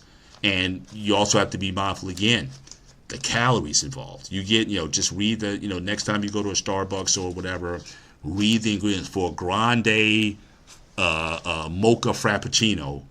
How many calories is that in liquids? So again, you even bypass the body's ability to even have to digest the calories that you're sending in. It's just going straight to energy or straight to fat stores if you're not careful with it. So it's definitely something that I think as they come out with new ways to sell it, I think people need to be mindful, because again, we do also have an obesity problem, I think, in the country, and certainly with alcohol, can certainly add calories to you. sweetened drinks and beverages can certainly add a lot of calories to you. But there is a zero Mountain Dew. Have you tried that? I haven't tried, but I've been meaning to try it, to be honest with you. Like Diet Mountain Dew. They got different ones. You might want to try the one that's that's lower on the sugar. But again, any liquid sugar like that diet. you I tried a diet one. It tastes off for me, but I want to try the zero to see how different it is, how off it is with the flavor. You know what I'm saying? Yeah. Everyone's on a roll tonight. I see. Yeah. He's on a roll. I think I set him up with the whole favorite Krispy Kreme donut comment. We should go. I should come down to Jersey, go pick him up, and take him to Krispy Kreme's. He is very. I'll tell him, surprise him. You couldn't drag him into a Krispy Kreme. Trust me, he's definitely. See what I'm saying? He goes to hyperbole. It will rob your will to live. So that's where he goes for some of this stuff. But yeah, man. It's like I said, it's certainly a something that people enjoy as part of fellowship. And look, I would, in a lot of ways, I would rather certainly coffee than overconsumption of alcohol, especially just given the reasons for it, getting inebriated and whatnot. Obviously, you can't get drunk on coffee as you would with other. Paul. Yeah. Have you ever had like you're out for dinner with friends or with your wife, and you get dessert and a cup of coffee as as the end of your meal? Like I know that's rarely. Now my wife has done it. I think she certainly have done it more than I do. She'll get dessert and she'll have a cup of coffee to go with, especially if you're having like cheesecake or something like that. A cup of coffee can certainly go well with that. Me typically though, no. Especially if I'm having something that sweet, I typically tend to pull back. Now again, my best combination, if I was going to have a dessert with a cup of coffee, a muffin, like a blueberry muffin with a cup of coffee, or banana nut muffin with a cup of coffee, every now and then I'll do that. But very rarely do I stay for coffee and whatnot afterwards. Typically with dinner, I like to keep the beverage. Like I said, more than likely my beverage of choice is simply just ice water with some lemon or some lime. Uh-huh. And I just like how it kind of cleans your mouth as you're eating, especially if you're having like very strong flavored foods. Like we went to an Italian restaurant yesterday. So, anytime you have it like garlic, we had some, my wife, she had some gnocchi last night, and the flavor, it was so strong that even when she got home, it was still like in her mouth. Like she couldn't, even after brushing her teeth, she kind of couldn't get the taste out of it. So sometimes coffee can kind of offset a strong garlic type of smell or whatever, but then you got the coffee and the garlic. And again, you also have to be mindful, again, of your teeth. I'm pretty anal about my teeth. Growing up, they used to say you brush your teeth after every meal. On average, I brush my teeth 3 to 4 times a day. On average. Do you keep a toothbrush with you at work? Yeah. Toothbrush, mouthwash, everything. Typically, after I eat my first major meal, I go and I brush at that time. But yeah, on average, I brush my teeth 3 times a day minimum. Sometimes 4, depending on if I have something else going on. Always before bed and in the morning, and then depending on what's going on during the day, at least once in the afternoon. Keep that going. But yeah, and usually now if I have coffee, then more times than not, I almost brush my teeth immediately after I consume it. Because again, coffee can really stain your teeth. I don't care. 100%. I'm not denying that one bit. So you got. Let me ask you this question. We've been talking about my coffee habits, and I know you have to drink coffee, but how do you feel about hot chocolate? Not a big fan. I like chocolate. So again, I'm much more likely to make at least a couple times a week a chocolate protein shake. So again, it's going to be, the protein powder. I use some cocoa, some raw cocoa, with that, I also have some mixers, some chocolate mixers that I'll make into it. Mm-hmm. Sometimes I may add some peanut butter or something like that. So I'll make a very nice, tasty chocolate drink. Sometimes I'll put my guilty pleasure is during, I don't know if you ever had like Girl Scout cookies, like when they start selling them and they get them out. Yeah, I'm not a fan of those cookies. My favorite go-to is taking some of those chocolate Thin Mints and mixing those chocolate Thin Mints in my chocolate protein shake. It's life. Paul, you're killing me here, bro. Like, I love it. So you don't drink. Hang on. You don't drink. You don't smoke. You don't drink coffee already. I'm gonna find one thing you say you spurge on is your kryptonite. I'm gonna find it by this goddamn fucking year. If I had one, like I said, I enjoy it. Like I said, a Coke Zero, or some zero type of product or something. Something like that. That's not like it's your kryptonite either. You see, you want to find my. I'm like the Five Venoms toad. You're trying to find my weak spots. That's what you're looking for. You're trying to find a way to break me. Two things really fast before we move on. Yeah. With Eric's comment, it came in. I remember when I worked at the university, my bakery, they used to make a cookie from scratch, a double chocolate brownie cookie. It's as good as it sounds as it is. And I used to go see him and she used to fucking scream out, "Get the fuck out of my bakery!" I'm like, sorry, and I gotta take these. I'm like, you should have stack of my hands. Yeah. That's how good they were. But with hot chocolate, I was gonna say, I don't mind the powder, but if I had my option, I'd make it from scratch. I'm serious. At the milk, I'll give you the rest of it now. At the milk, get chocolate, some ones you put in the pancakes. What are they called? Chocolate chips. Yeah. Get them nice and hot. The milk, pour it in and keep stirring to the chocolate milk. If you are more chocolate, add some chocolate syrup and you call it a day. That's it. That's chocolate. I hear you. Now Marianne is asking, do I at least drink tea? Occasionally. Like always, especially if I start to get that tickle in my throat. Yes, tea with real lemon and some honey will always hit the spot. But I'm not the guy who I gotta have my Earl Grey tea. And what also got bougie with tea. Now again, when I grew up, oh God, yes, it was Tasty tea, it was Nestle tea and whatnot, but then everybody started having green tea and all these exotic teas and herbal teas and all that stuff. I'm like, I just want tea, black tea, right? No white tea, no green tea, no whatever. My daughter, she used to drive me crazy with that because just like she went to Starbucks, she would go to Panera Bread. And she had to go there because they had this green tea, which she absolutely died for. The mango? So she was... Mango, yeah, all of those exotic teas. Is like, where's now? I know green tea has some health benefits to it. I know that they got that ECGC in there that's supposed to be a fat burner, or at least it speeds up your metabolism to burn fat off. I get that, but the idea is, again, you had this class of people that were like, oh, I only drink green tea.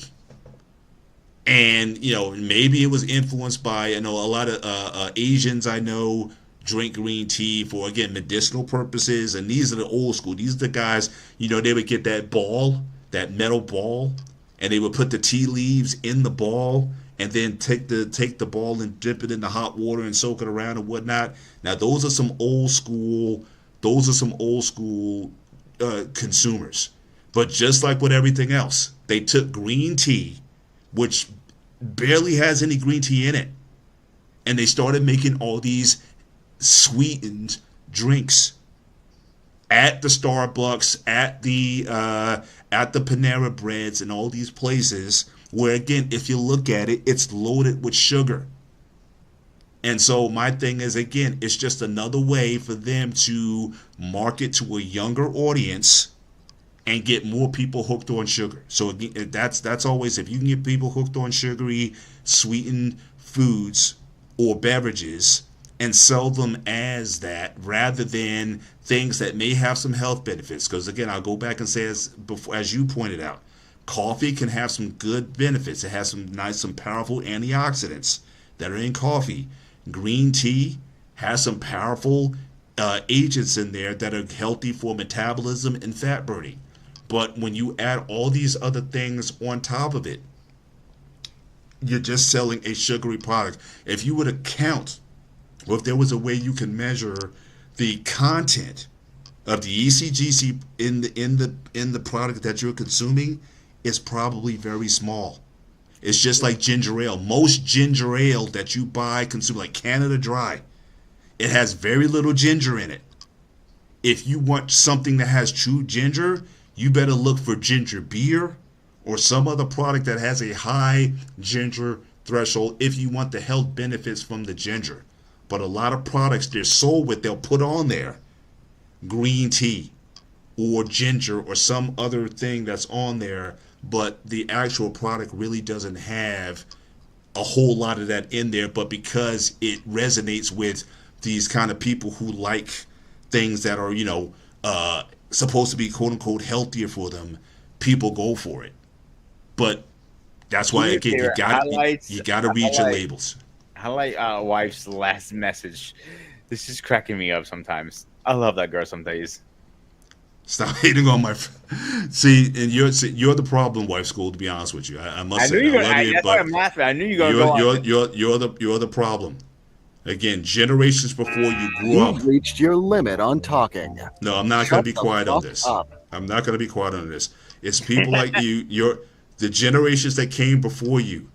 They drank Sanka, Maxwell House, Folgers, Taster's Choice. That's what they grew up on. But now you want your sugary flavored maca frappuccino. Now you say matcha. Now again, matcha itself has got some benefits to it. But then you add all this other stuff on top of the matcha that make it less than what it's supposed to be. It's just a sugary product with maybe a little bit of the health benefit in it. Anything that you'll get you buying it, and with the sugar on top of it will get you hooked on it, and then all bets are off after that. So that's kind of where where they're at with it. And yeah, shout out to CJ again, Mr. Benny. 90s. That's his only other backslide in life. Yeah, listen, not so much the gangster stuff, but again, 90s rap, 80s and 90s rap, and 90s house music. That is my vice. If my wife and I were anywhere where they're playing 90s Chicago, the house that came from Chicago. So again, Colonel Abrams and all those guys from Chicago, yeah, it's about popping when it comes to that. But outside of that, though, I try to live a more disciplined lifestyle, while at the same time allowing other people to live their lives. Also, I don't judge people. But certainly, yeah, tea back in the day. Again, whatever happened to the black teas, the Nestle's, okay, back in the day. Whatever happened to that, the Lipton tea, whatever happened to those teas back in the day? Yeah, I should drink Lipton tea. That's the black tea I go to when I'm sick. Or I just want a little different a tea for summertime. But let me ask this question: do you ever drink boba tea? Never had it. I think now my kid. It's weird. Now my kids have drank. But again, it just sounds to me like because I started seeing all these bubble tea shops that just started popping up all over the place. It just seems like a fad to me. I don't know. I haven't read up enough on it to see if it's something that's even worth consuming. But again, you go to the mall, you'll find some bubble tea shop or whatever, and they start. But a lot of these places that opened up, there's this one place, place that was selling these fruit bowls, Fruita Bowl. My daughters, they were like, "Oh yeah, a Fruita Bowl just opened up. You got to take me there." They go to these healthy desserts there. Again, I read the labels. I'm like, this stuff, you might as well get yourself some Breyers ice cream. And it's probably going to have a lot more health stuff in there than that. If you want to mix some real fruit in your Bry's ice cream, it's probably going to be healthier than this. So again, if I may see something and I may say, okay, boba tea, okay, I got to see, is this, I have to see, is it valid or not? But I'm going to look at the sugar. I'm going to look at the sugar content. I'm going to see if it has high fructose corn syrup in it, and if it has any of those things in large measure. If it doesn't have a lot of nutrients, then generally I would say drink anything that you want. But don't get so consumed on it where you're spending, and they want $8, $9, $10, $12 per cup of these drinks.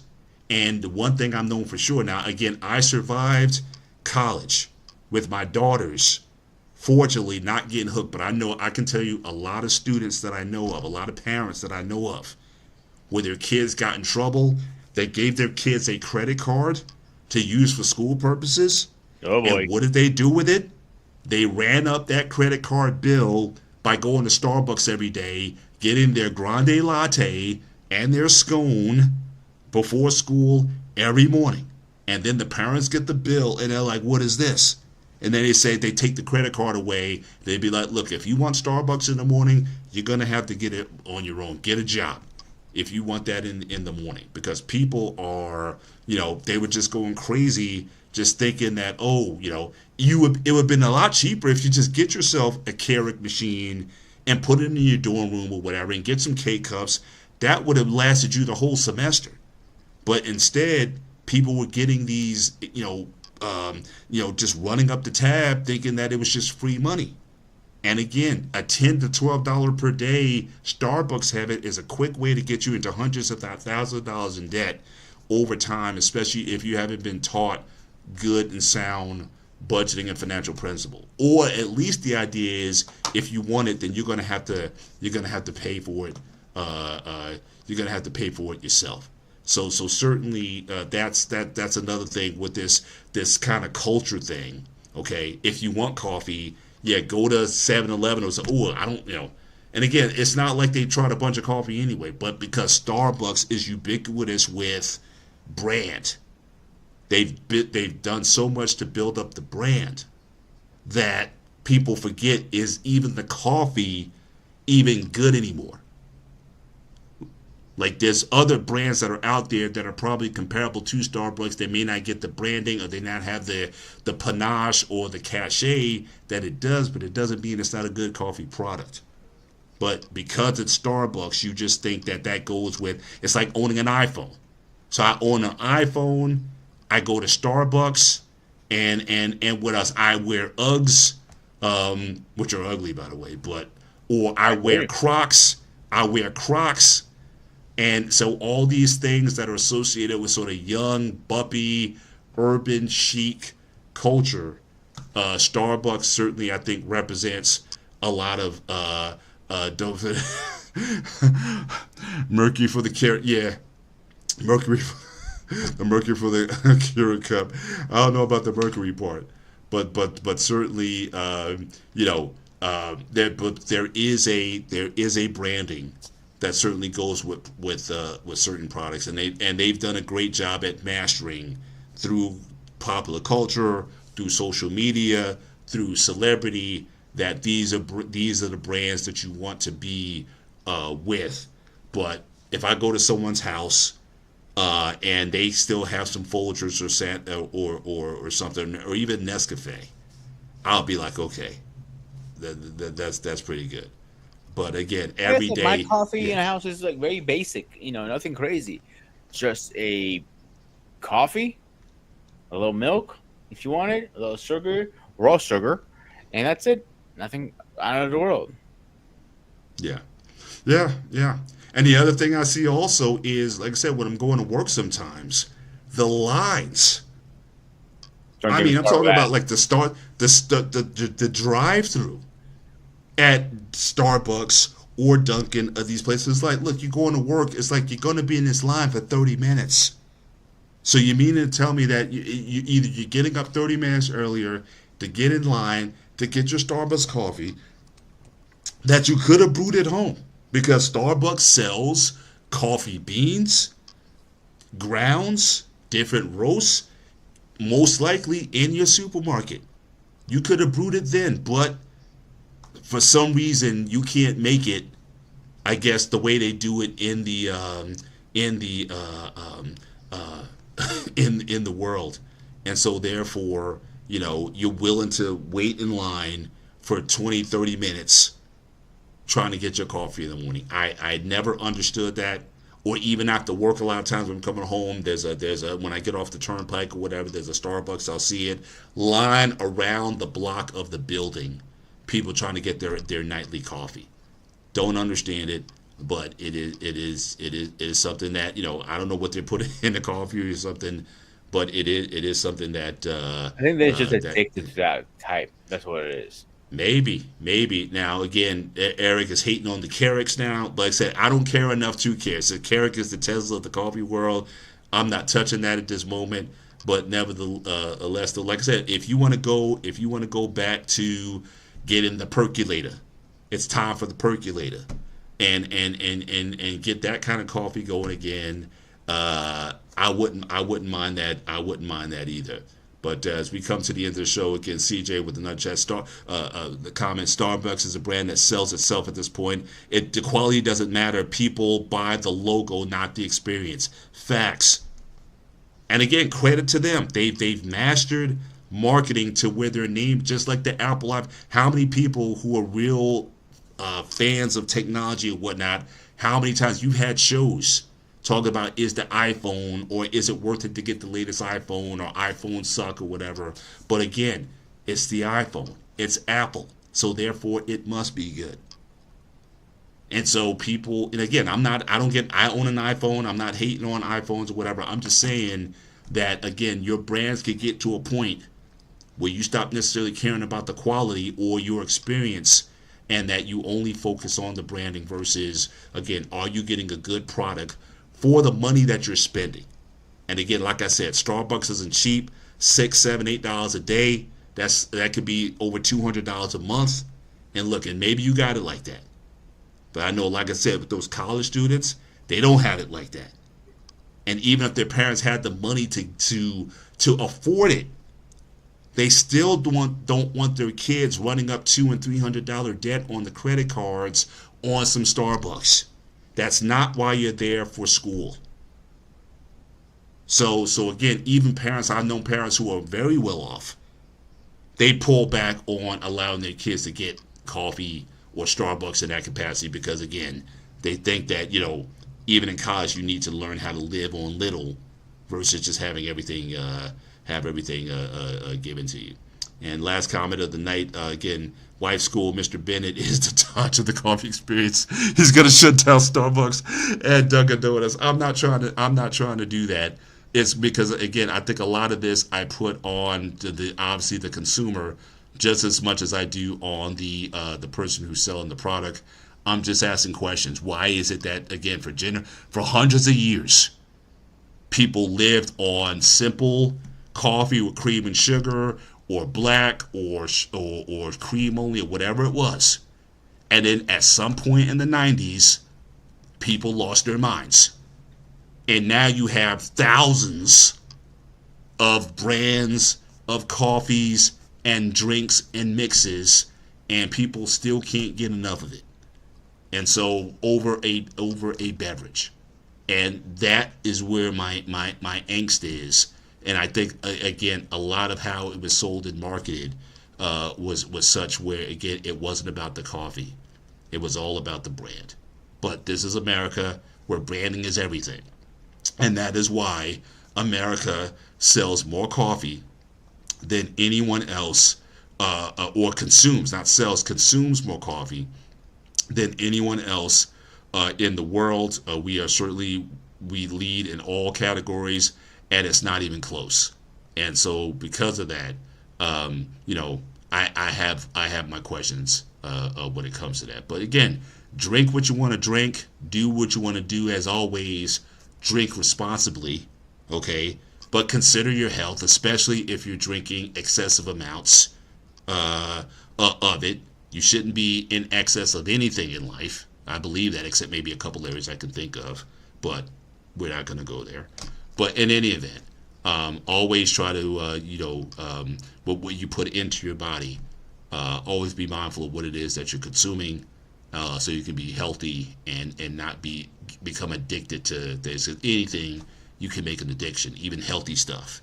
And that's a whole nother category. We have people obsessed too much on the other side, thinking, oh, I can't eat that, don't eat that, what's in that, whatever. I don't live on that extreme either. My thing is eat and do the right things 80% of the time. Give yourself 20% to eat whatever you want and enjoy food and enjoy drinks and things that you want to, but try to do it right most of the time. Develop good habits over time, but give yourself some graces, especially when you're out with friends, when your birthday, the holidays, all those things that that make life worth living. And remember the people. It's about family. It's about friends. It's about collaboration. It's about building community. So again, if you do all those things, then food and culture and beverages, including coffee, can certainly be things that certainly add a lot of benefit to that experience. Shout out to my man Anton, straight out of New Jersey. Jersey always stands up in these places. I appreciate just coming on towards the end of the show, but we're pretty much towards the we're pretty much yes, we can't live on plankton or algae, absolutely. But Pete, as we close out the show, any last words, any final thoughts as we come to the end of the show? Yeah, Paul, you owe me a cup of Joe now. Oh, it would be my pleasure. Certainly you're buying. My pleasure. I got no problem with that. Just let your wife know. No problem with that. Yeah, she's good. I was trying to get over here to come over to say hi, but I think she's resting very comfortably. But like I said, we're in this. So for those who came in late, okay, again, it's the anniversary was yesterday.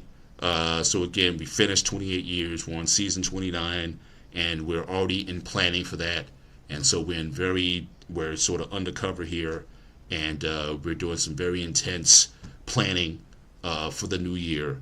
And so we decided to get away for a little bit so we can sort of facilitate that process and get season 29 started off on the right foot. So we're taking a step back, but certainly still had to be here for my guy Pete and for the Gray Area Show. Wouldn't miss it for you guys, and had fun. This was a good conversation tonight, and hopefully people will always look at your choices that you make, and again, never be a slave to anything, either to a man or a thing or a beverage or a drink or anything. Let nothing rule your life. I think that typically you live life a lot better that way. But that's my final. So any final thoughts for you, sir? Yeah, I can see you buying a cup of Joe tomorrow morning. No, I'm good. Like I said, I had my iced coffee. I had my iced coffee tonight, and my ice cream, my coffee ice cream, and I'm still tasting the coffee now, even as we speak. So again, I don't see myself consuming any more coffee for the rest of the time that we're here, and certainly but it's something I occasionally enjoy. Maybe the fact that I do keep it to such a degree that did you smuggle the piano in doing her nap? No, I did. No, I did not. But I appreciate for those of you guys the well wishes. But again, I would officially say that season 28 is over. I am one who I do not.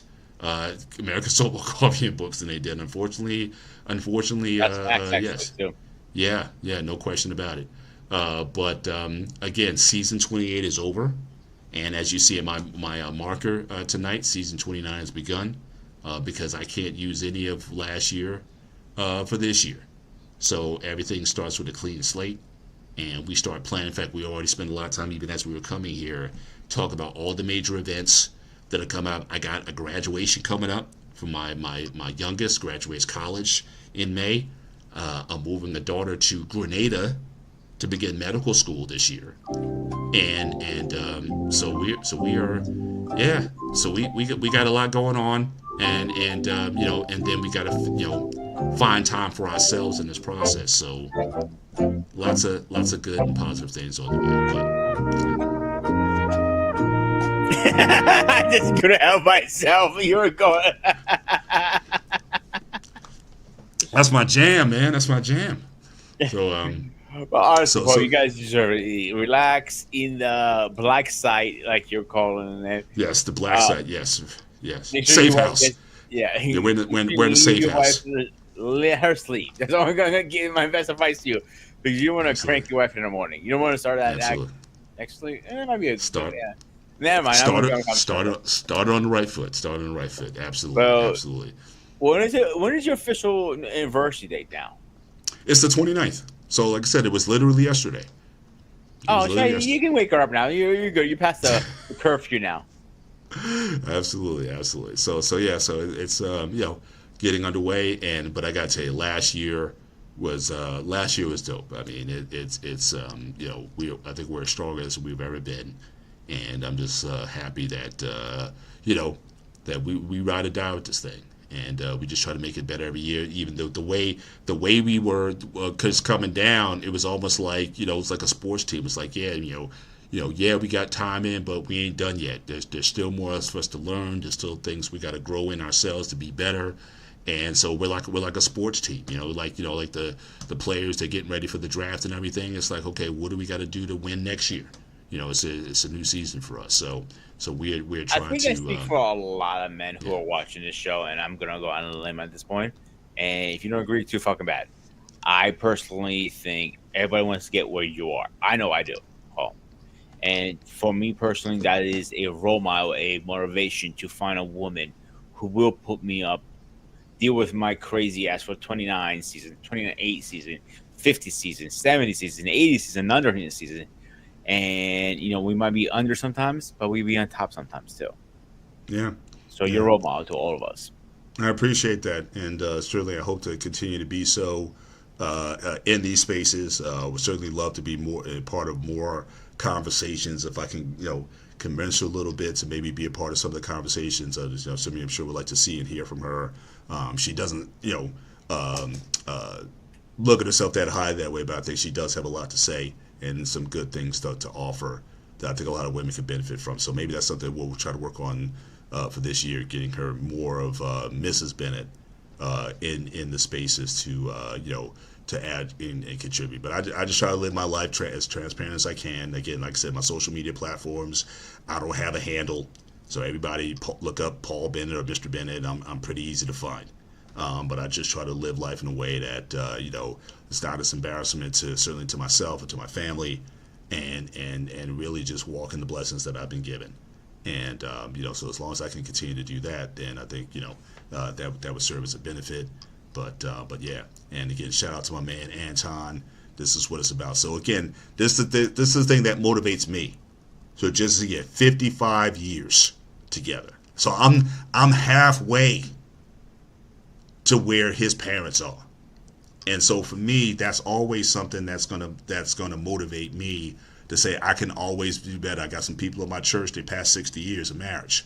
And so, for us, again, we're like, I feel like I'm getting my brown belt, or if I earn my first degree back belt. But again, as you know, there's levels to this. There's the second degree, third degree, fourth degree, eighth degree Dan, and all these kind of things. And so, you have to be mindful of that, and let yourself know. And we got to tell ourselves all the time, we're not done yet. And I think certainly one of the keys to youth and vitality is to always try to be better. I never, want to settle on, okay, we're just gonna get in my rocking chair or my lazy boy or whatever, and just wait to die. No, I feel I have a lot more ahead of me still that I need to be doing. And now that the kids are grown and whatnot, now my wife and I, we can start thinking about, okay, what do we want to do together? Maybe some business venture, or whatever we want to do, or where we want to go, where we want to travel to. There's so much of the world we haven't seen. And so, so this is again a very exciting time for us as we go into this next chapter of our lives as empty nesters, and looking forward to the future. So yeah, a lot of things to look forward to, and I can't think of anybody that I want to do that with than her. and I'm just glad that she's. Look at her, not me. Sheesh. So you'll get there. You'll get there. I'm praying for you too, buddy. That I'm sure that there's someone out there for you. But again, stop. Look, we talked. You need to, start fishing in the right pond, though. We talked about that. So make sure you take heed to the advice that I'm giving you. But again, we want to thank you guys for being with us tonight on this Sunday of the gray area. Certainly, you guys again appreciate Anton. Thanks. Yes, she's going to certainly St. George's University in Grenada, and so we're looking for. We're looking forward to that new season in her life, but I appreciate that. I'm still working on it, bro. I mean, again, it's success is just a check mark on the road. But again, you just like anything else, you could win the championship, but the spoils of victory are very small. The success, the time, it's very small, and so just because we got over this one. Just as a team wins a championship, you go on to the next one. So you may think you want to get to where I'm at, but think beyond that. How you can get to the next level. That's always be in that mode. That's what keeps you young. That's keeps the ideas going. That's what keeps you active. Keep working on yourself. That constant growth and development. As long as you're in that direction, you will get to where you want to get to. So if I can inspire anybody to do that, and it took me a while to do that. I didn't really start putting this all stuff together until I was about 40 years old. And so, so for me, like I said, this period that I'm in, I'm very excited about the future. I'm not looking forward to retirement, and I just want to be as productive as I can, as strong as I can, for as long as I can. And as long as God gives me the ability to do that, then I'm going to get everything out of it. So, but with that, appreciate you guys for being here tonight. You guys enjoy the rest of your week. For myself, Mr. Bennett, and he is... This is Sparta! It goes to Sparta, a.k.a. Peter, a.k.a. Bariotis. This has been the gray area on this last Sunday in March. We're going to the springtime. Looking forward to some warmer weather. It was 85 degrees yesterday and then dropped down to 45 in New Jersey. I don't know what happened, but it all happened within the span of 20 minutes. So I can't wait for this time to be over. But you guys take care. God bless. And we'll see you next time. Good night.